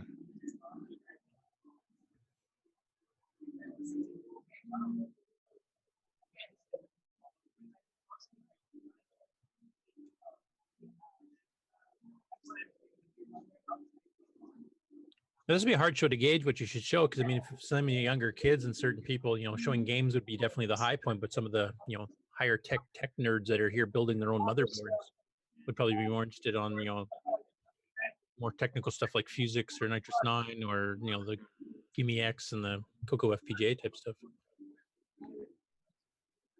I guess what would be good is if the table is set up so half of it is games and stuff, and the other half is the more techie stuff. Yeah, and I think they've been kind of trying to do that somewhat. But if you get people there that kind of request, could we see this? Because they heard about it, then you kind of drop whatever was on it and go. Especially when they were busier and they had, like, you know, multiple people at the table, each at different machines.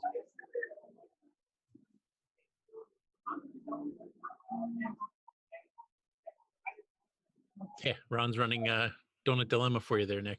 Yeah. Donut Disaster. That's the OS 9 version.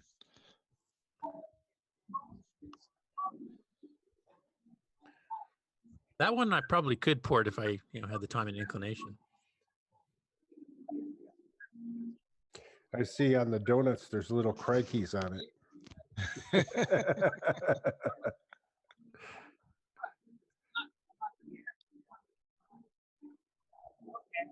Is that running on a TDP? Yes, with VGA. Okay. So they're the the Coco 1 and 2. Coco VGA, yeah. I wonder if I could change the. I don't know if any of the Twit guys made it down. I know Leo said he basically, because of all the shows he has running on the weekend, he probably wasn't going to make a try on Saturday, but I don't think he did. But I know Karsten and John Sonina were both saying they were going to try to pop in at some point. These things, they pop by.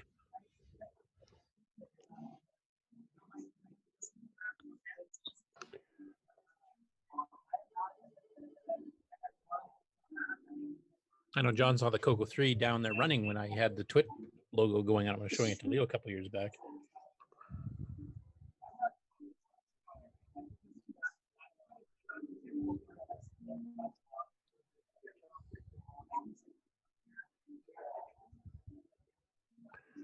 I have both up on my computer. You know, the live one and the slower one. And it's cool to see somebody come up and then leave, and then you can see it again.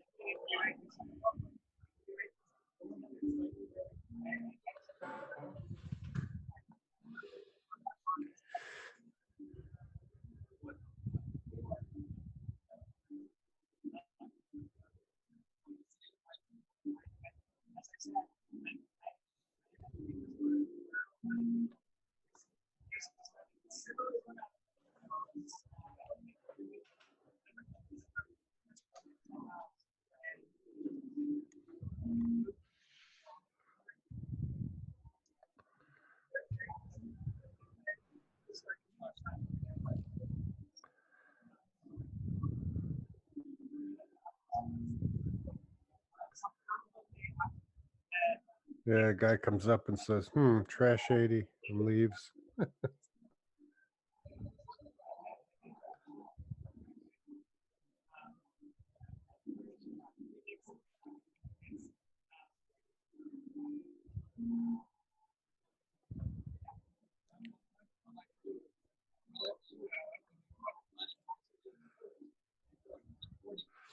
I know that if I went to a show like this and I went to a Commodore or a Apple area and looked, I'd want to see some of what they do and stuff, Wouldn't you guys? Yeah. Yeah.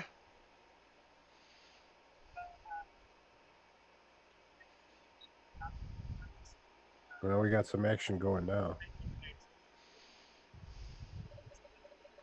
Wonder what he's showing.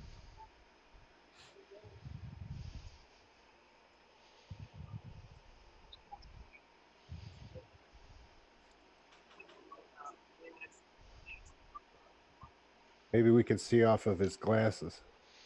Mm. No.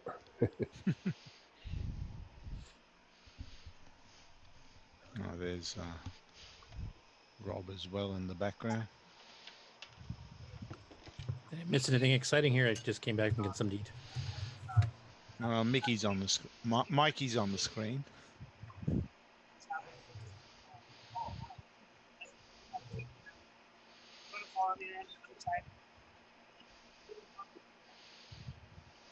He's taking it to the backside. Aha. Oh. Where the real deals are made. Yeah. To the back room. He's going to get full 100% free. Hey, you want to buy a watch? Want to buy a chip. They probably got what looks like a trunk open there.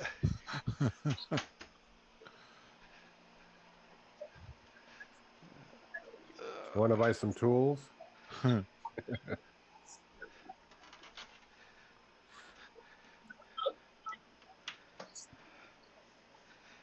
Did that kid's shirt just say Fletcher on it? I can tell you in a minute, just as soon as it repeats. Here he comes. It does say. I think it does say Fletcher, actually. You'll go far, Fletcher. Looks like it, yeah. Fletcher Living, it says. So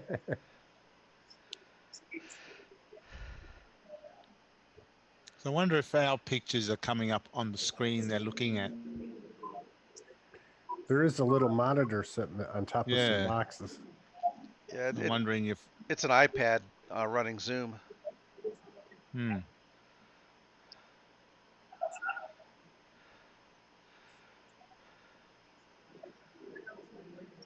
Hi, Rob. Rob, we're holding our breath.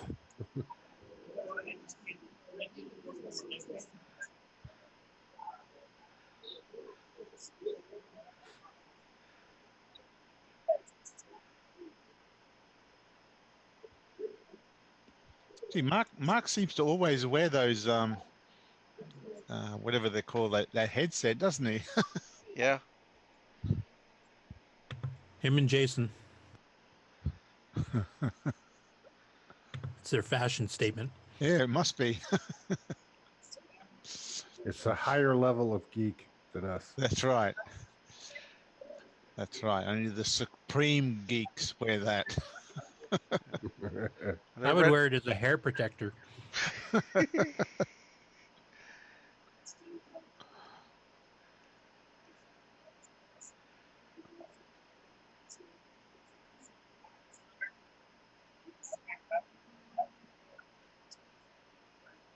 Oh, you can see it's a green screen on that monitor right there from his glasses. Yeah. You can see it's green.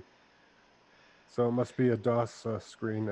I think on that monitor the Cocoa Pi is running. Yeah, it was. That's right.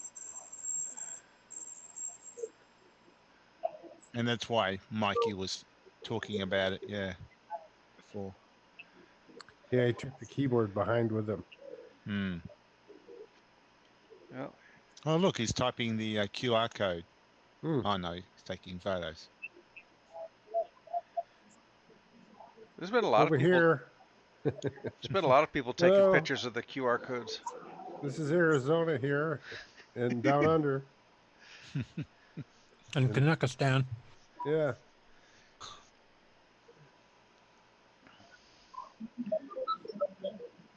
Here's your opportunity of talking to the actual author.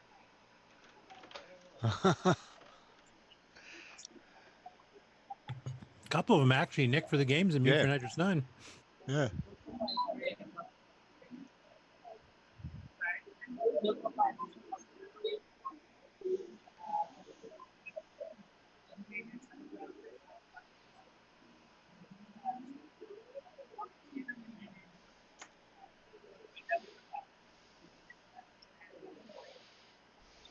At first, I thought that was the Rockwell logo.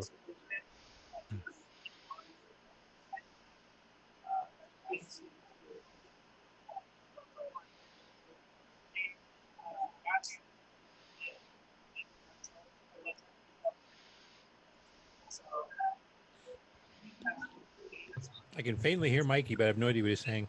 I heard Yeah. the word Coco. Yeah, it needs a proper microphone, doesn't it?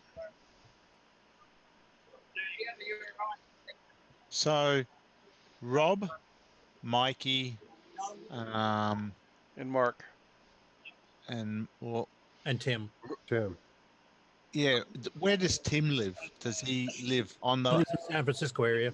So yeah, so for them it was nice and close. What about Mark?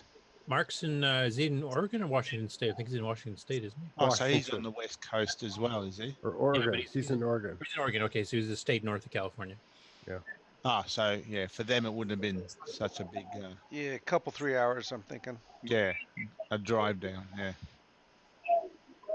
Yeah, because this is Northern California. This is north of or right by Frisco. Oh, it's north. Okay, yeah. And like Steve York's down south in the LA area. Yeah. So Rob Inman would have had to have the biggest drive then. If he's in. Yeah, LA. I thought he was supposed to pick up Brown Delvaux and bring him with him. I don't know what happened. Yeah, no. My back's out on me right now. Barely walking. I just bought a van and taken the back seats out, and you could have laid right down. And the rumbling on the road would have massaged your back. You've been fine by the time you're there. Oh, it's all there you figured out. go. You didn't think ahead, Ron. No. Just get you all stretched out and. That'd be the American version of socialized medicine, a free trip and a free back fix. Same Yeah. Together at once.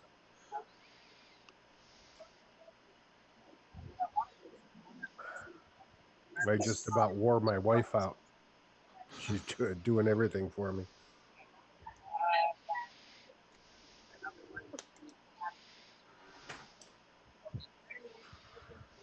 That's good. People are stopping and asking a fair number of questions, so that's a good sign. Yeah. Yeah. So why are all your screens green? Yeah.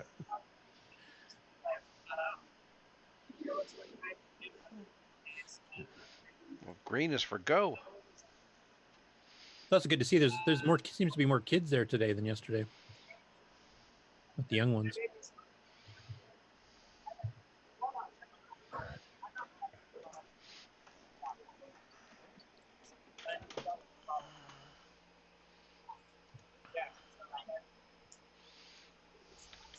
Dude, one of the things I always admired for the Coco was the Three Amigos showing up.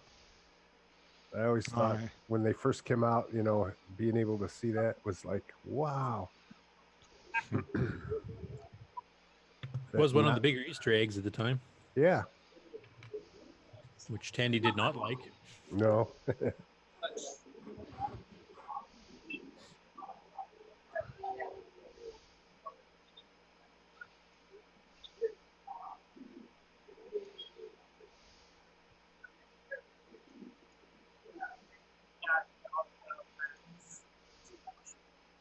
Maybe this guy in blue has one that was there.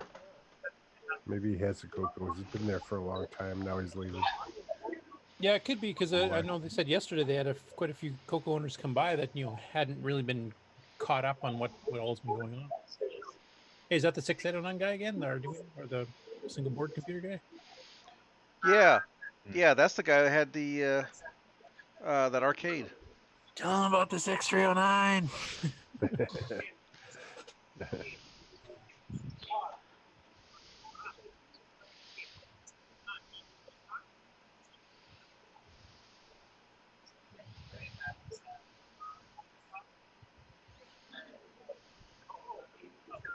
So what arcade is that he's got? It's I think he said it was a like a open source. It's a single board computer on the 6809. Okay. Yeah, with static RAM and his own video and stuff and sound All chips. right. Like you said, like the Texas Instrument chip, sound chip.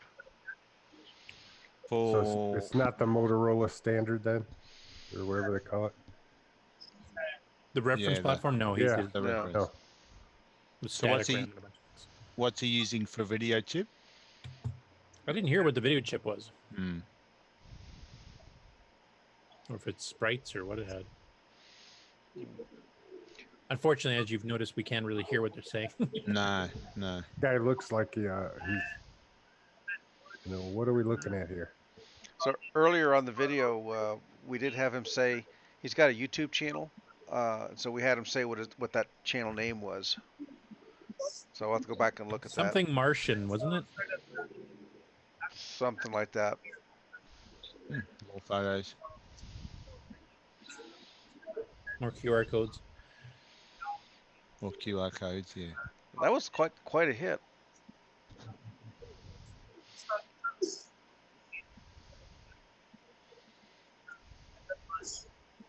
So you wonder if he has one. He has a Coco at home, maybe.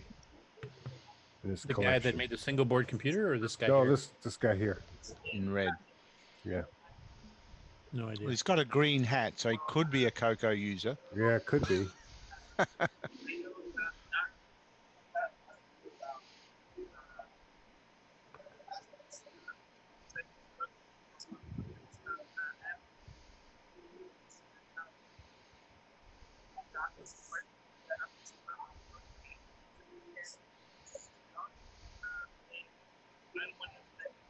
Is he playing Dungeons of Daggereth like that idiot from the book?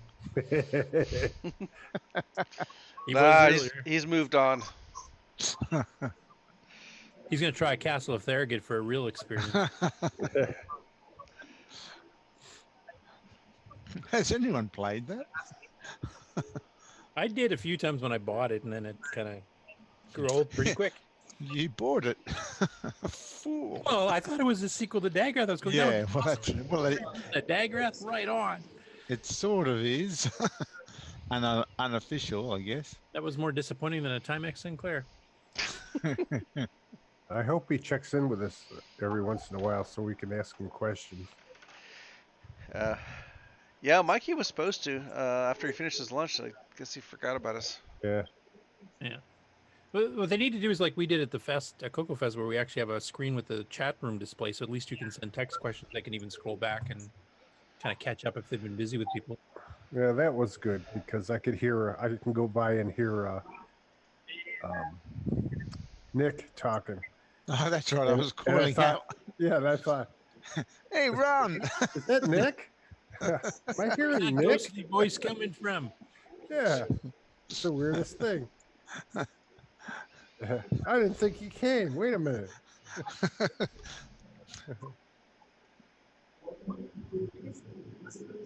Then you check to see if he's hanging from the roof because he's from Australia and he's upside down. And you know. There he is.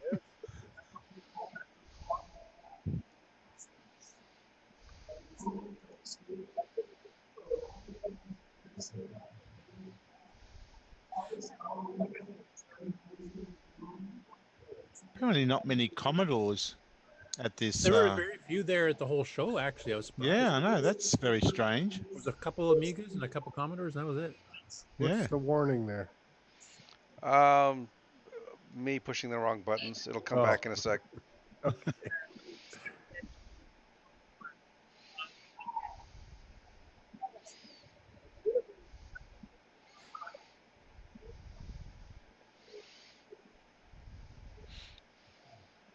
So no Leo Laporte yet? I honestly don't think Leo was going to make it. He said he had a slim chance because he shows that he's taping both yesterday and today, right during the show, during VCF. Like yesterday, he had the tech guy and his travel stuff, and today's got tech guy and Twit both. So But he's not far away from this, is he? no, he's about half an hour north, somewhere in there. I know John Solanina, known as Jammer B, in their chat room, and Carson, their one of the producers for Twit. We're going to try to make here again. I don't know if our faces are showing up on that screen. No one's really looked at it. I don't think it is. I mean, it's an iPad taped to a stack of boxes. They probably just come to stare at it to see if it's going to fall down. Yeah. But if nobody's looking, they're going to take us with them. Well, at least we can track them. Hi. Anybody? You just swiped it live. Quick, fire up the Find My iPhone app. That would be something, wouldn't it? Are you guys eavesdropping on my conversation with Tony? No, we couldn't hear anything. Okay. Well, almost done. We're glad that you checked with us, though. Is Tony setting up that Arduino interview still or no? Did he leave? Yeah. No, probably.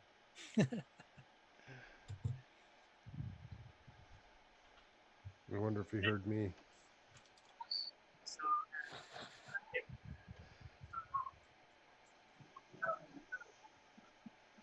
Come on over here, Tim. If you're bored, talk to us. Is this what it was like for you guys at Cocoa Fest? Hey, just ramble around, you know. No, I mean, like for Nick and those viewing it on. Yeah. Yeah, pretty much. I mean, we could hear a little bit, but if you came over to the screen, you could hear us. Yeah.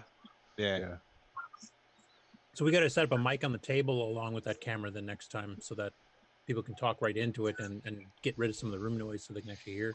So this guy in the black shirt's probably a Spectrum shirt. Yeah, that's what it looks like. Looks like it, yeah. But it doesn't say it. And we probably need to hang a sign saying that this is a live broadcast. Yeah. We have some of your stuff on the Coco. Looks like a new shirt. You know. Couple hundred. In black and white, though. It looks like he has a Commodore patch on his arm there.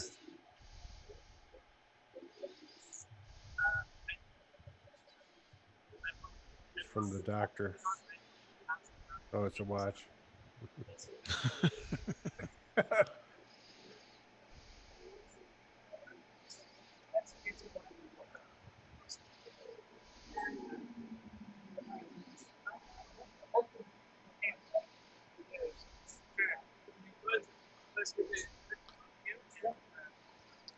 So it'd be about 12 o'clock noon over there now, No, about Two, 2 yeah, 2 in the afternoon. p.m. the afternoon. And today's the last day. Yeah, Yeah, so 2 it'll days. probably be winding down. Here's Tony again.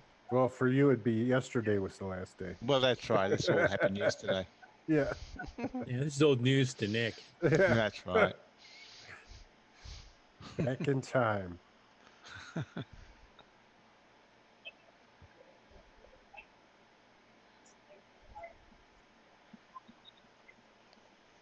Spending all of our lives just trying to catch up to Australia.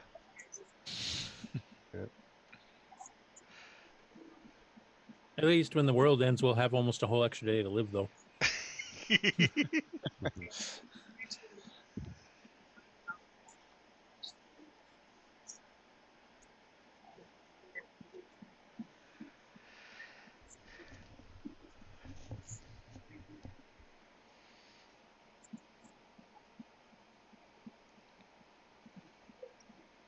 Hello, Mr. Inman. Come and talk to us. Yes, come. They can't see us waving. Keep coming. Keep coming. Come on, keep coming.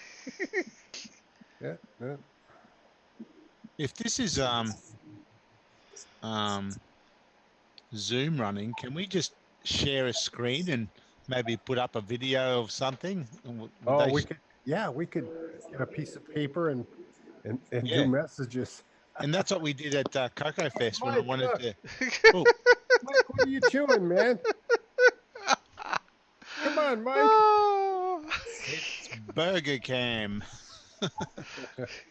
that was a little too close.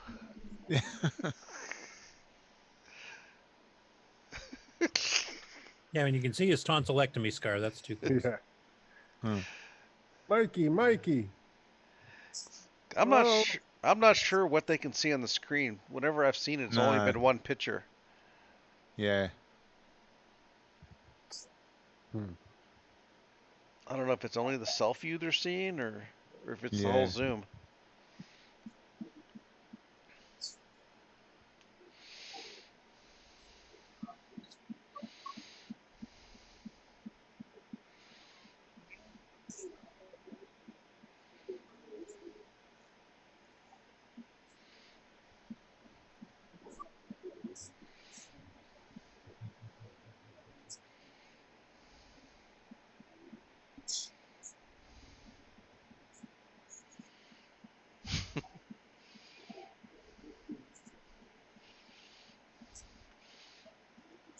Oh yeah, how many? I wonder when the show ends. This guy's closing up his tabletop computer thing. Oh no, he's showing us the underside. Oh, is that what he's doing? Yeah, he's had it up a few times. He's shown now the mechanism underneath. Oh, okay. Yeah. So YouTube says there's 3 watching. I'm one of them. Yeah, I have it up too. Okay, so that There's means there's number only one 2. person. Not me. I closed my YouTube one because it was too far behind. So Mine isn't too far behind. Maybe Well, it must be Wayne Aaron. That's the 3rd person. 15 seconds behind her. well, the one's coming up on the Facebook page. Is that counted as a view? Wouldn't do. No.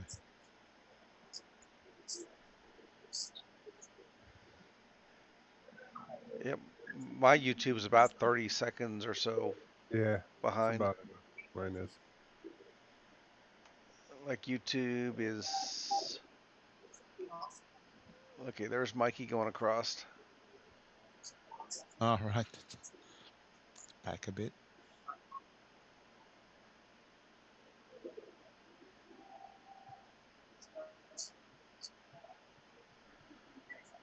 No, professional photographers now. Oh, Yeah. oh, look, they're pointing at us. Hello. Nobody can see me. No, it doesn't do any point for me to wave. Hi. Here. I'm going to get part of the show, and they're Hi. actually just Nah, Yeah. he's an Atari guy. He's not interested. He's gone.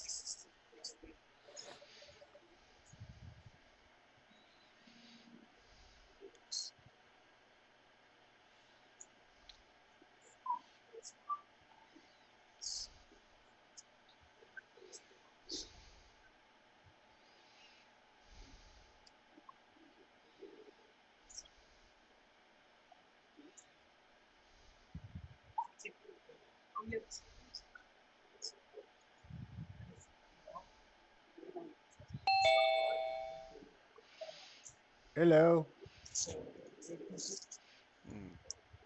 James Diffendeffer. JD. How's it going?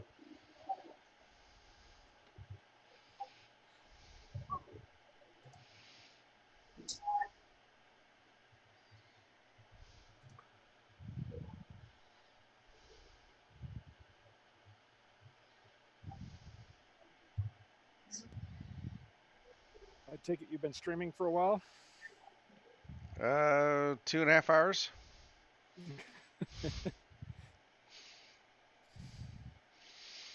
little rough at the beginning, but got some settings worked out. We're pretty much invisible though. We're waiting on Mikey to take us around to see the rest of the room. Cool. I saw you were streaming on YouTube, so I thought I'd check it out. Oh, they are. So, but all we can do is watch the do our lip reading. So we're adding our own narration to it.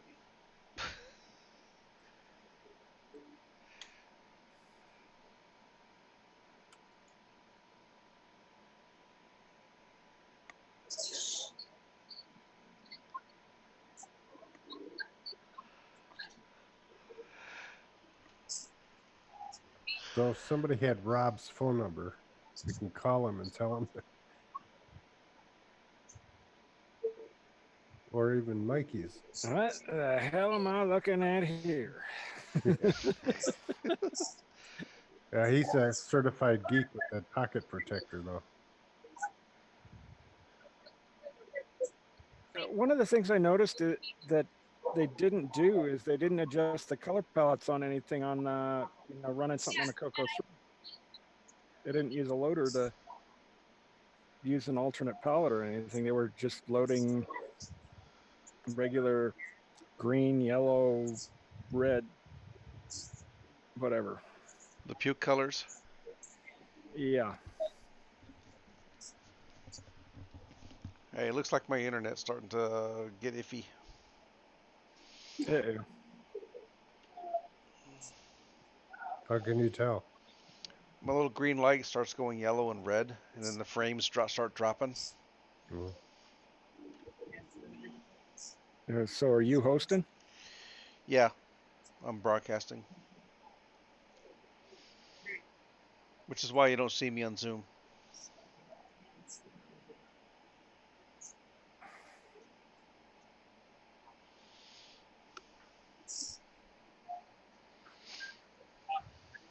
Dude, Coco, what the hell's a Coco, man? Yeah, nothing here. Gotta move on. It's kind of how it is. If it's not what they're looking for, they just go. Radio Shack. They're gone, aren't they? Trash 80, man.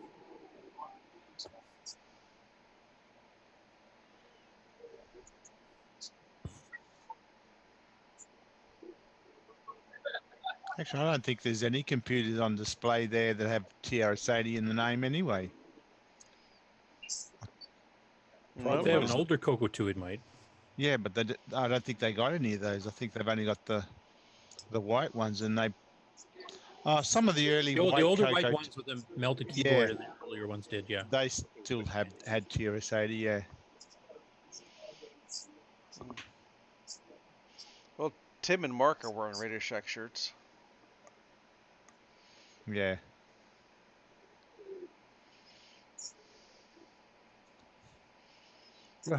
Yeah. Hello. Hello.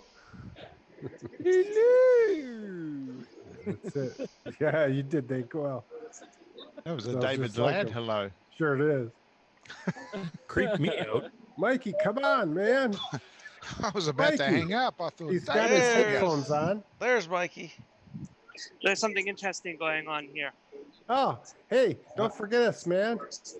Oh, well, I just finished. So they're actually doing something. Oh, cool. On this Disky. I'm not sure what they're doing. So the guy with his hand on it and the phone, that's Mike. And then Carl is in the blue shirt there. And then the guy with his white T-shirt is Ken Striff. So they're I don't know what they're doing exactly. Let me go over here. Oh, that's all right. They probably don't know either. But they got the gloves on, so it's important. They're doing the faux moon landing. So they actually, you guys actually took that Disky that was there and you're, wow. Took it apart. Okay, yeah, they're helping. Carl said they're helping assess the condition of the Disky. Yeah. Well, if they got the gloves on, it's got to be important. Right. If you look very closely, you will see that. Now, Von Braun did not make that particular item. They have ways of making it work. I see nothing. Nothing.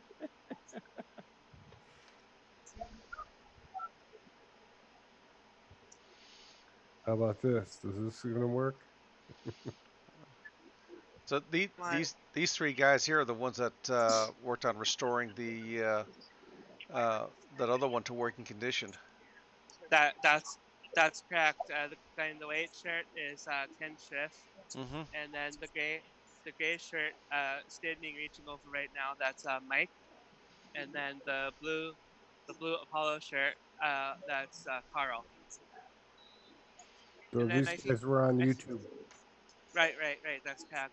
I think probably the older gentleman with the hat, Ed, he probably helped them as well, but he wasn't featured in any of the videos.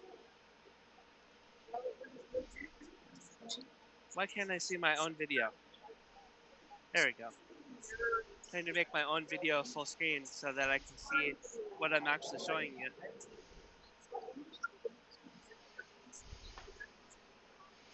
Let me try this way. Is that okay, or is that upside down? No, it's good. That's okay. It's upside down. Everything's upside down to you.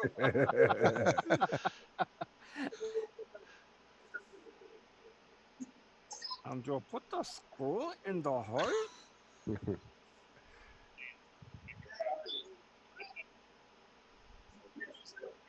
And you crank it down until it goes clink. They got a Motorola Droid stuck behind there. You don't have any gloves on. Don't touch it. My arm is getting tired already. Ooh. Haven't been lifting enough 12-ounce weights. I can lift the phone.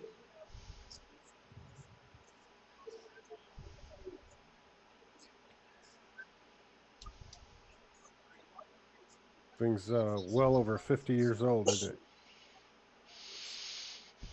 Yeah. By the way, guys, right in front of me, at my belly level, is an Apple One on this same table. I'm And actually down. standing over the Apple One I with the promise. phone. I I promise better not not. drop it. I Don't promise trip. not to yawn. So, is that a membrane keyboard or probably not? No, I don't think so. Mm-mm. I could ask them. Yeah. Maybe I could ask them later when they're not actually Busy. When they're not, Yeah, when they're so not it looks holding like- sharp objects. Yeah. It looks like they're actually opening up the display unit right now. I Is wonder what's if- going on. I wonder if there's all the Those- screws on that are those star bits, you know, or what do they call them? I think a bunch of them were Torx heads. Torx head, yeah. Yeah, no, I think they were Allens, a lot of them. Oh, like aircraft Yeah. bolts. Well, you see he's got a hex wrench in his hands there. Yeah. Yeah, it's a hex. So there's the display unit.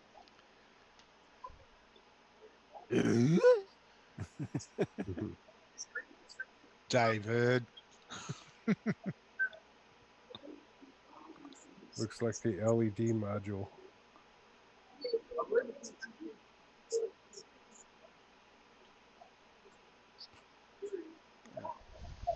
You bang it on the table, it'll work. They had someone build a electroluminescent version of that screen. My 67 Charger had that for the dash lights.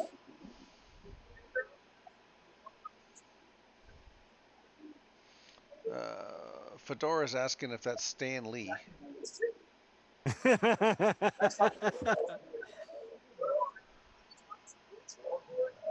Not unless he rose from the dead.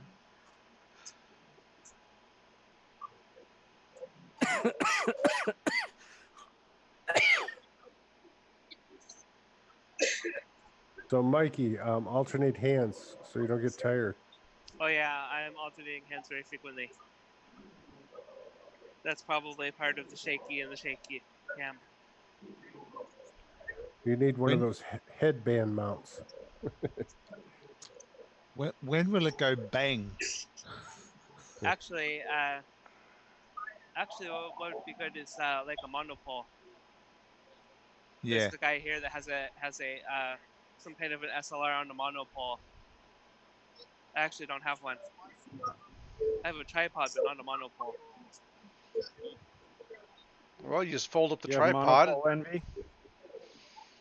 All you have to do is fold up the tripod, and there you go. Yeah. Yeah. Well, not many people get to see the insides of those things, I guess.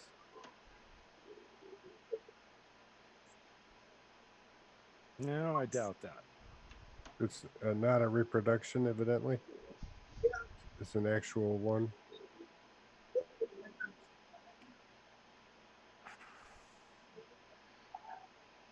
You know, it's like the most interesting guy in the world. He's allowed to touch. Yeah.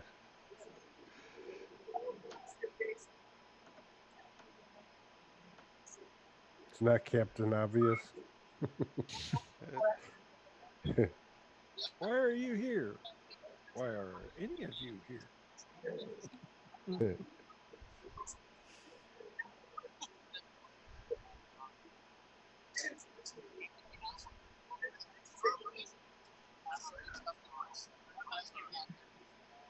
Now you guys know why I was running earlier. Mm-hmm. Try to get this.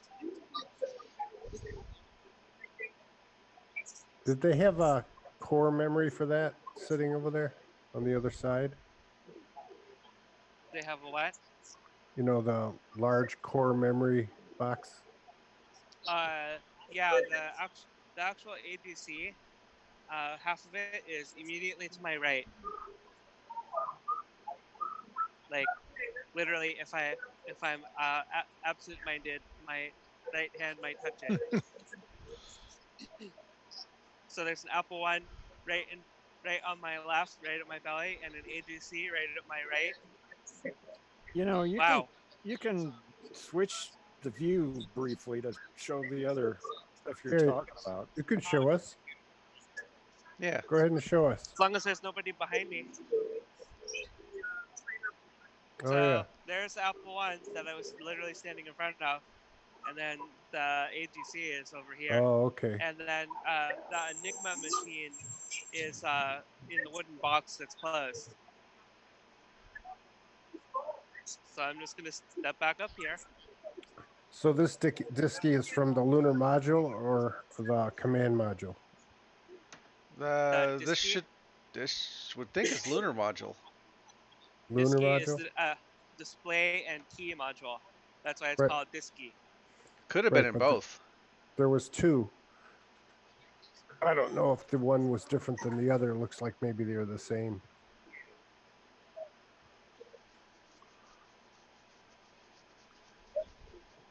They have reproductions you could buy for like what, $500 or something. The guy on the right here, Carl, he actually made one. That's the one that Carl made is the one that's running on the demo Oh, that I okay. showed earlier. It uses 7-segment LED.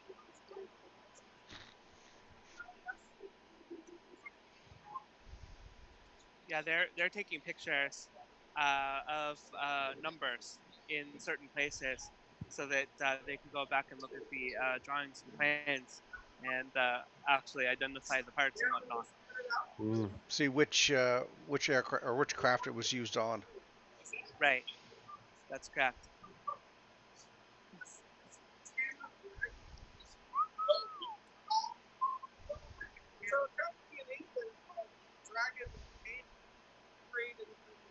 So what is it? Is it an auction company or something? The RR?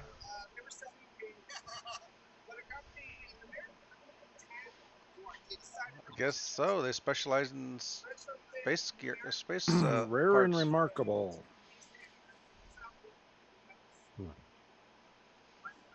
Oh, whoops! It literally says right on the top. Okay, so what's that book with the lunar module on it?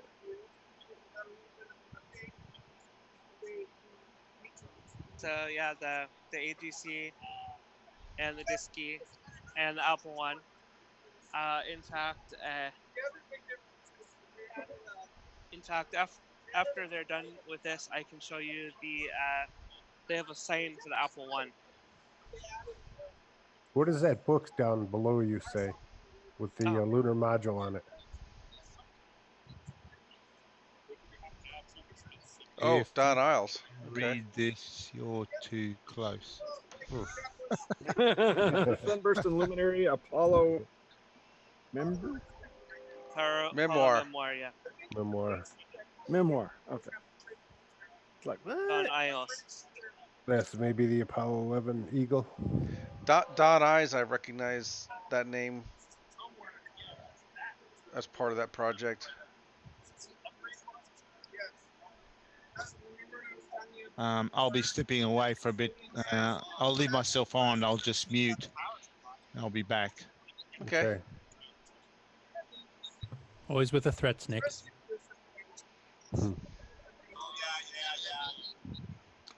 I'll be back. You know, this part apparently they use the slotted screw. No idea why. You can see that from there, huh?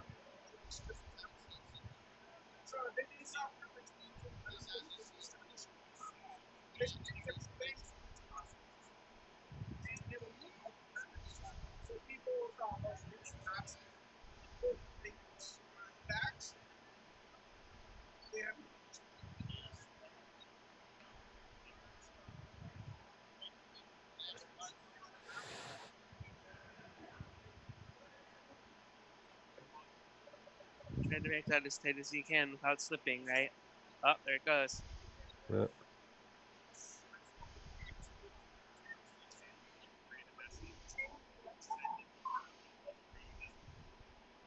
Yeah, it's stripped. Those are slotted screws, right? Those are slotted screws.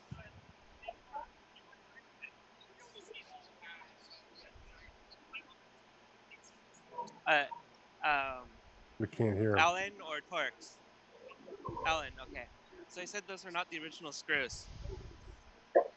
Or that they would be I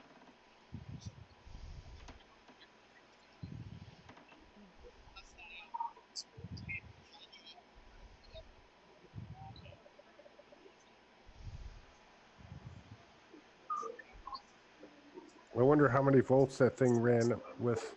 48 volts or? Yeah, I thought so I it was was thinking like 28. 28 or something. I may be able to ask them later, Okay. like when they're not working on this.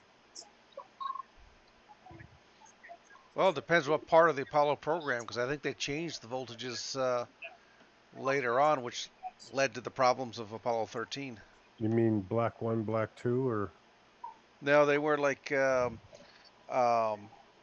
I think at one point they were 28 volts and they switched to 56, but yet not all the components got upgraded. And that's what led to the tank failure on Apollo 13. Because they forgot to change the thermostat. Oh no, I'd never heard that. Yeah, so that might be a problem. So the thermostat welded itself shut and overheated and burned out the coils in the oxygen tank. And that's what went kaboom. You know, sparks and pure oxygen don't mix too well.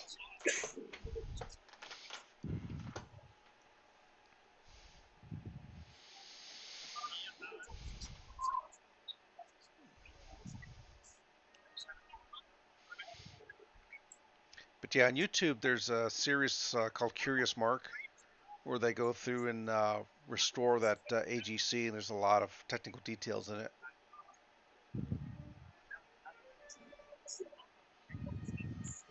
You know, what'd be interesting to see is the guidance.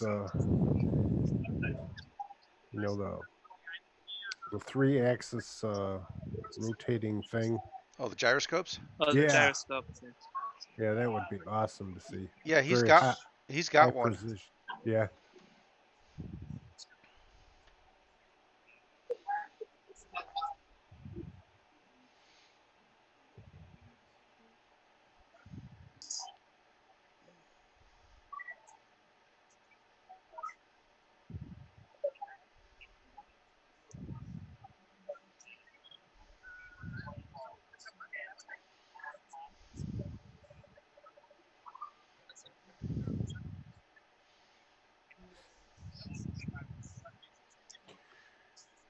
Well, I'm gonna have to go, you guys. I'll talk to you again.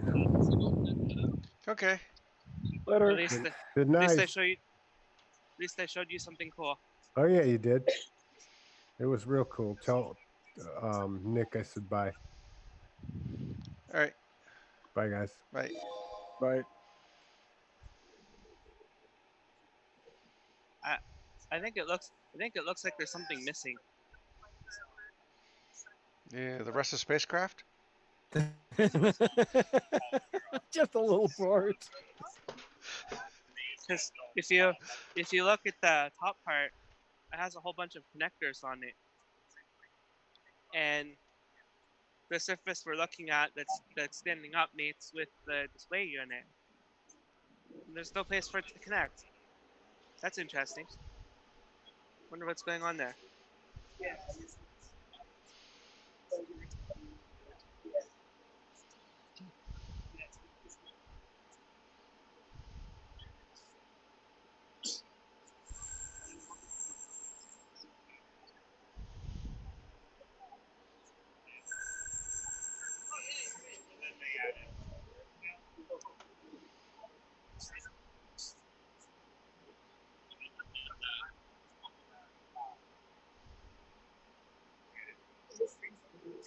You put the left screw in, you take the left screw out, you put the left screw in, and you turn it all about.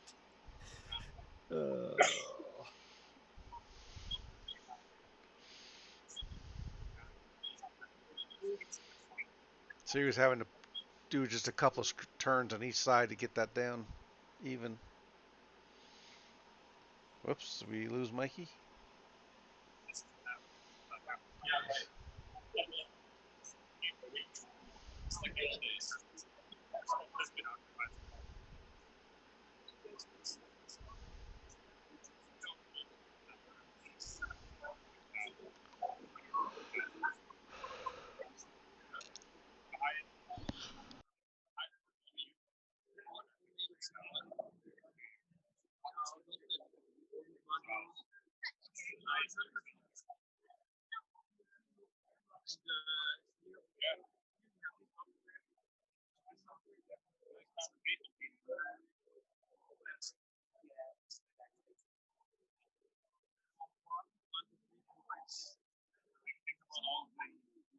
Well, I got to take off.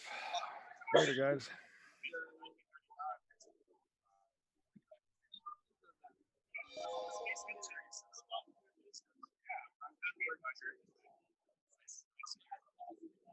Anybody left other than Mark?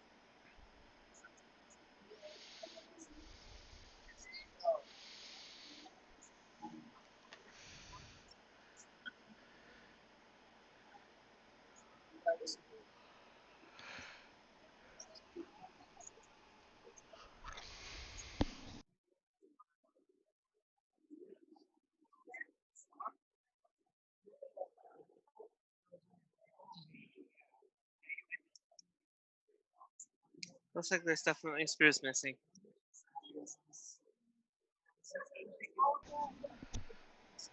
Anything left on the table?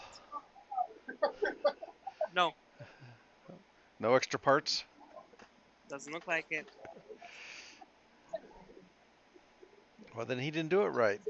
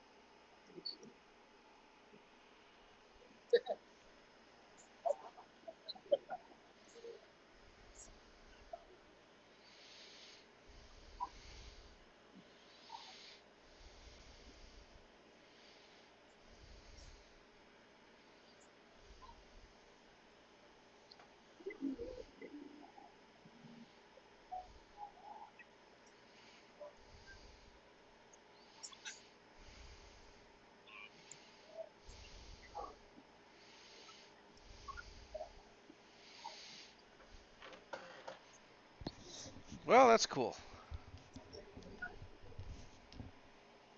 Yeah.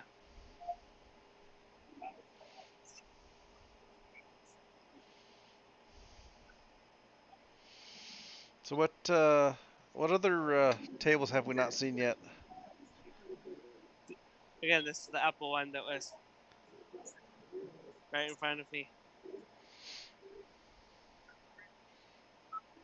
Does that say serial number 101? No, it doesn't.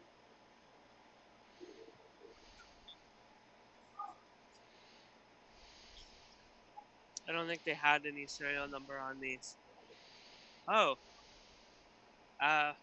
I don't think any of the other Apple ones have this.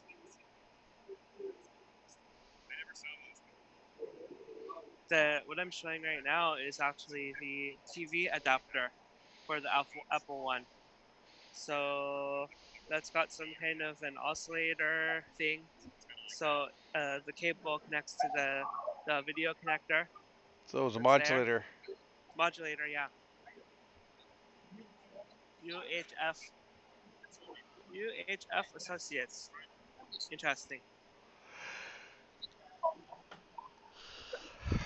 All right.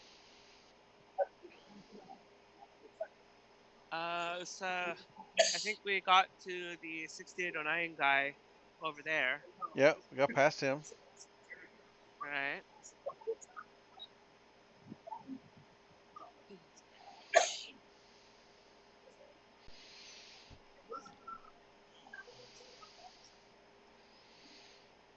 So this, I guess, is a Gears? Babbage computer. Charles Babbage. Oh, His so it's calculating machine. Mechanical calculator. Right.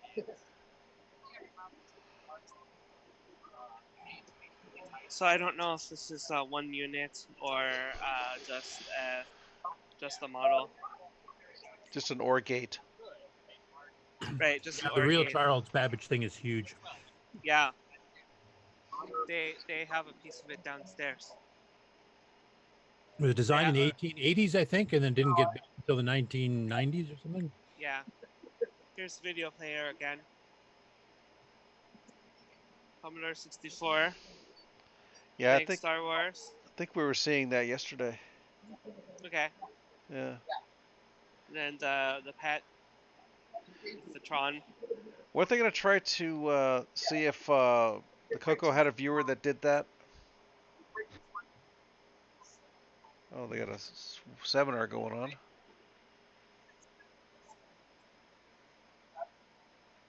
So they actually have a presentation right now about Apollo.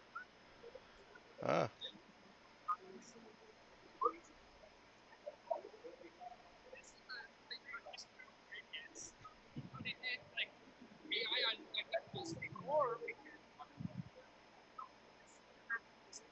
I showed you guys the floppy section already, right? Storage. Yeah.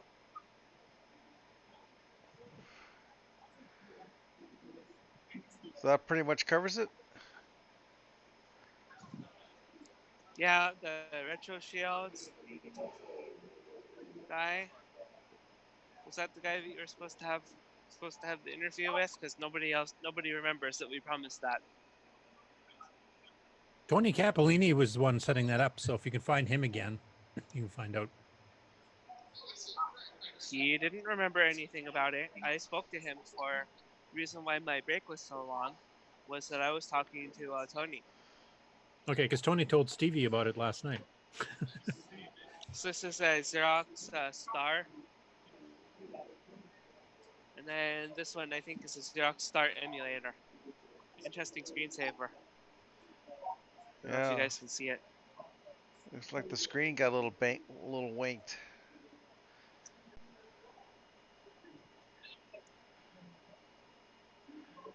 This one is Altair. recreating, but this is not actually an Altair. It's a recreation? No, not with a mouse. It is a recreation. Right. So, hey, it's running Zork. We can do that too.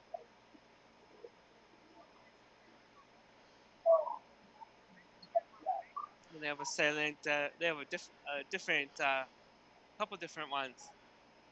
Have one in a wooden box. That may be pie. I don't know. Let me ask. What kind of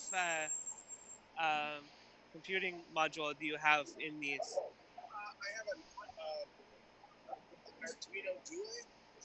An Arduino Duo. Okay, that's cool. And everything else is just connecting the LEDs and switches. Cool. This one has an Atmel processor. 10 back 1.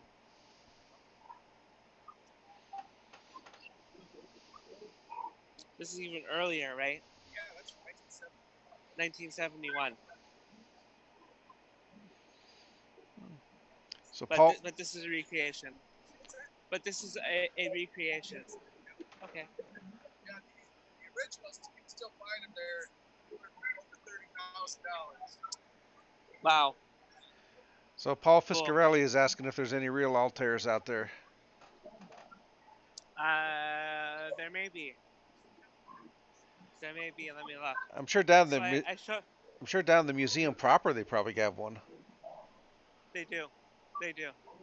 So I showed off this area with all of the Sinclair, Sinclairs, yeah. Amstrads. I used to have some of those.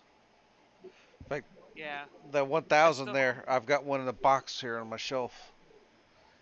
Doesn't look like that anymore, but Yeah. it still turns on. Oh yeah. I wonder if we still have it in storage somewhere. I have one of these printers. Yeah, I've got one too. But mine actually is a later one. That it's the Timex branded one, which uses white paper instead of the silver one. So. Yeah, I've got one in that box. Station IPX. I don't have one of those anymore. I used to.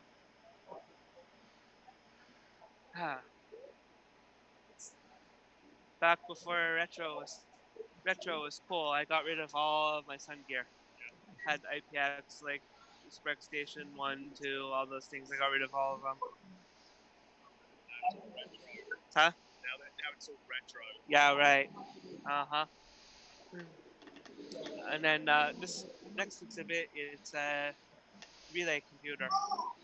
It's not currently running, but it's running a traffic light simulator.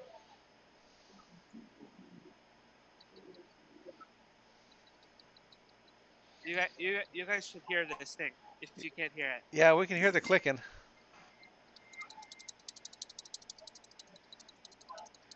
I think they still use that for our traffic lights. Did you hear that racket? Yeah. Clicky clacky relays.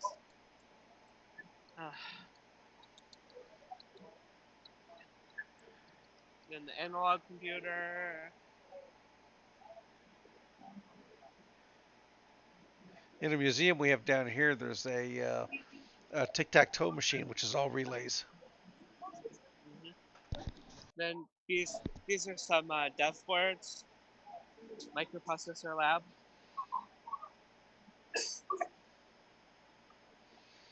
Huh. 8085.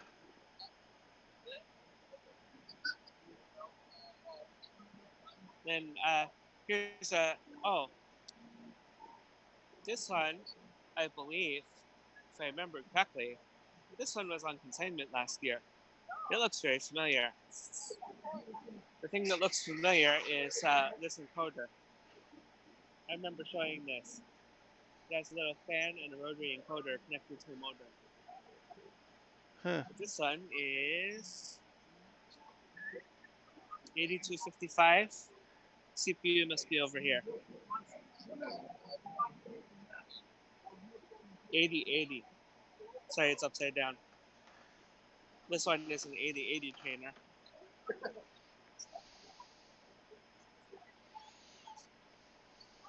This is a different one.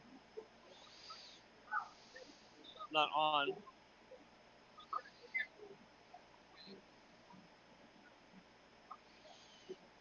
This board is pretty cool.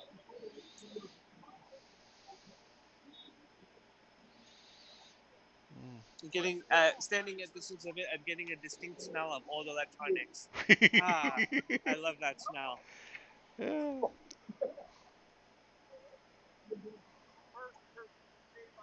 So these two gentlemen are Computer History Museum volunteers, and they're playing with this Apple Newton. Huh, Newton, huh? Yep. I kind of remember those. Trying the handwriting recognition.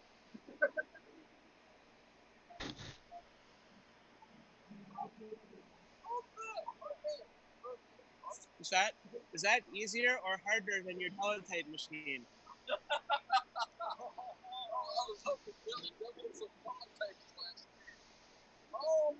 Yeah, he was having a blast with the kids. My name is Mikey. Mikey. Yeah. Anyway.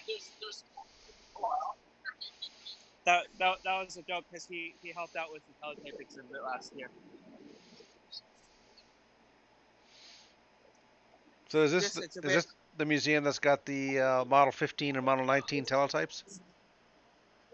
I don't remember if they have them inside the museum or not. I really don't remember. And then Risky Business, they have some RISC laptops. IBM 6000. And this one is Spark Ultra. Yeah. Sorry, what's it? PRS? Okay. Well, I knew about the Spark books. Having this Power PC from IBM, that doesn't really surprise me. But PRS.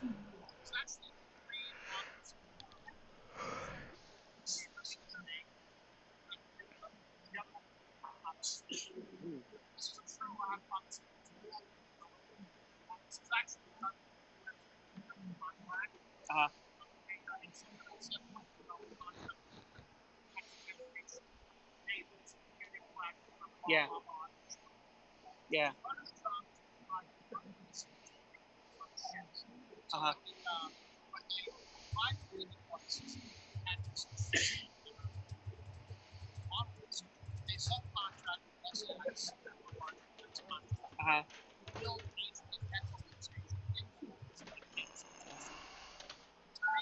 see. Oh, okay. Tell me why it's earning next step.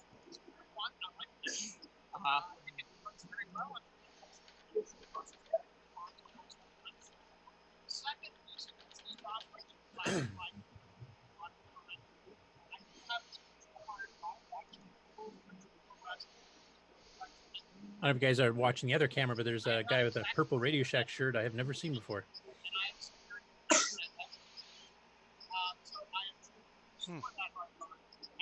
Understand. Yeah.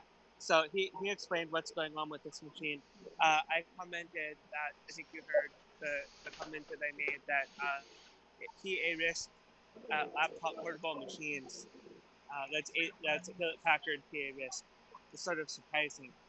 So he said this machine was built for military contracts. So they basically took like some hard cage motherboard that would be in a bigger computer, and they built it into a portable case for U.S. military. So that's what this honking machine is. This one is an actual laptop. Again, this one is also PA RISC at 160 megahertz. Interesting. Very interesting. That's pretty much about it, folks. I don't think there's that much more. I mean, if you want to look at the BBC Micro, Acorn, back to Atari Land over here.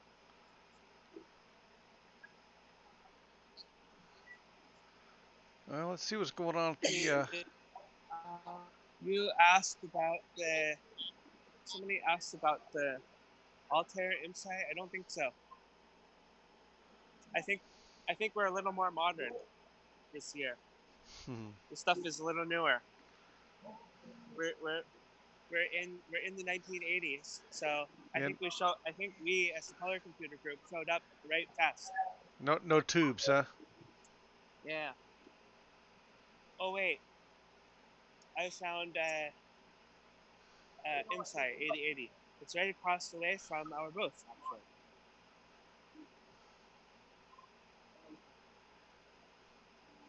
Not quite an Altair, but almost. Right? Well, kind of looks like one. Same era. That's an Insight 8080. Is this a clone of an Altair? Or I don't remember.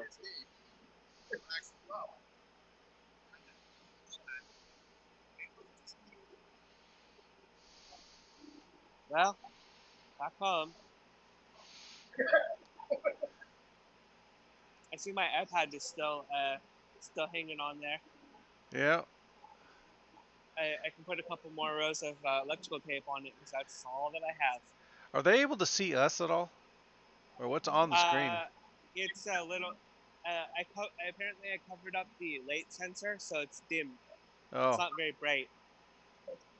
So if you see that, it's really dim picture over there. But my demo isn't actually running anything. Where's the keyboard? You took it back behind your thing there. I did. See, we remembered seeing it earlier.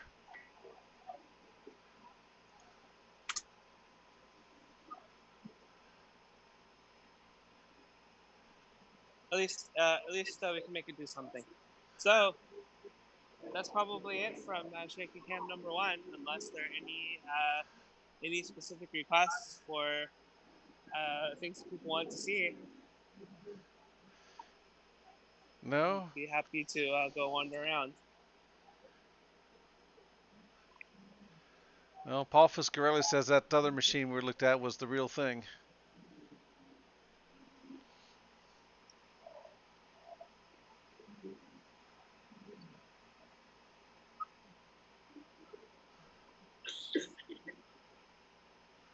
What BBS is this?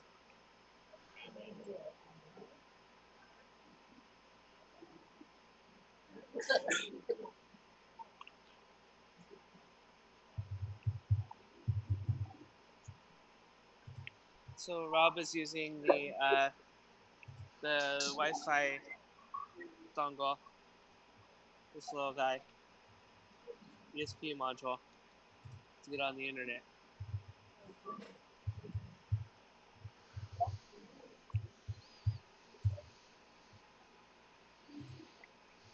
(1600) Pennsylvania Avenue.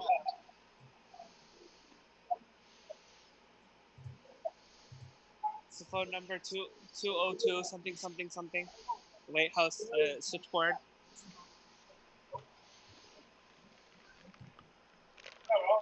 Five 1212. Yeah.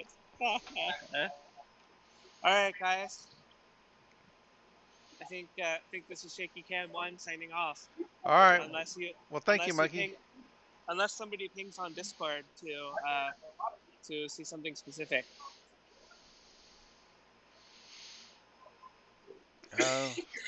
Let me check the Discord here real quick.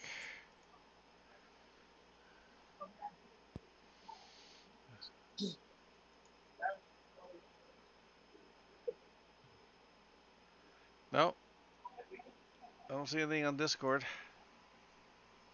Okay, well, we will be here until 5:30, I think. That's when they're kicking everybody out. So. Okay. We'll be here. Alrighty. Well, thanks a lot. Okay, bye guys. I'll show myself for a second. I can push a button. Bye, guys. Bye bye.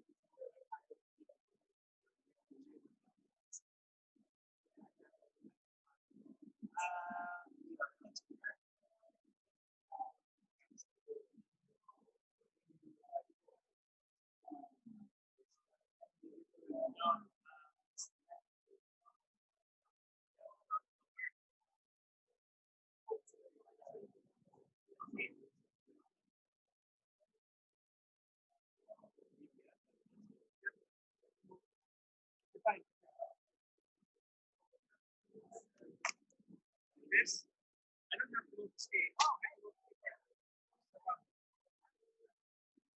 It's just that. That's my plan. It's just creating a game.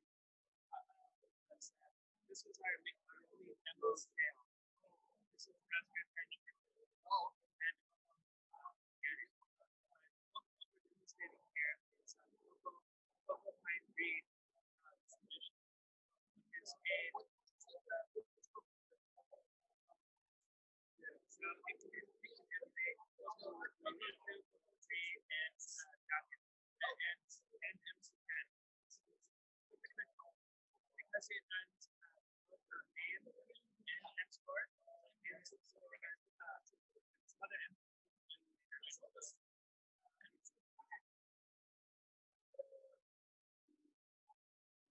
like this is the game. This, yeah,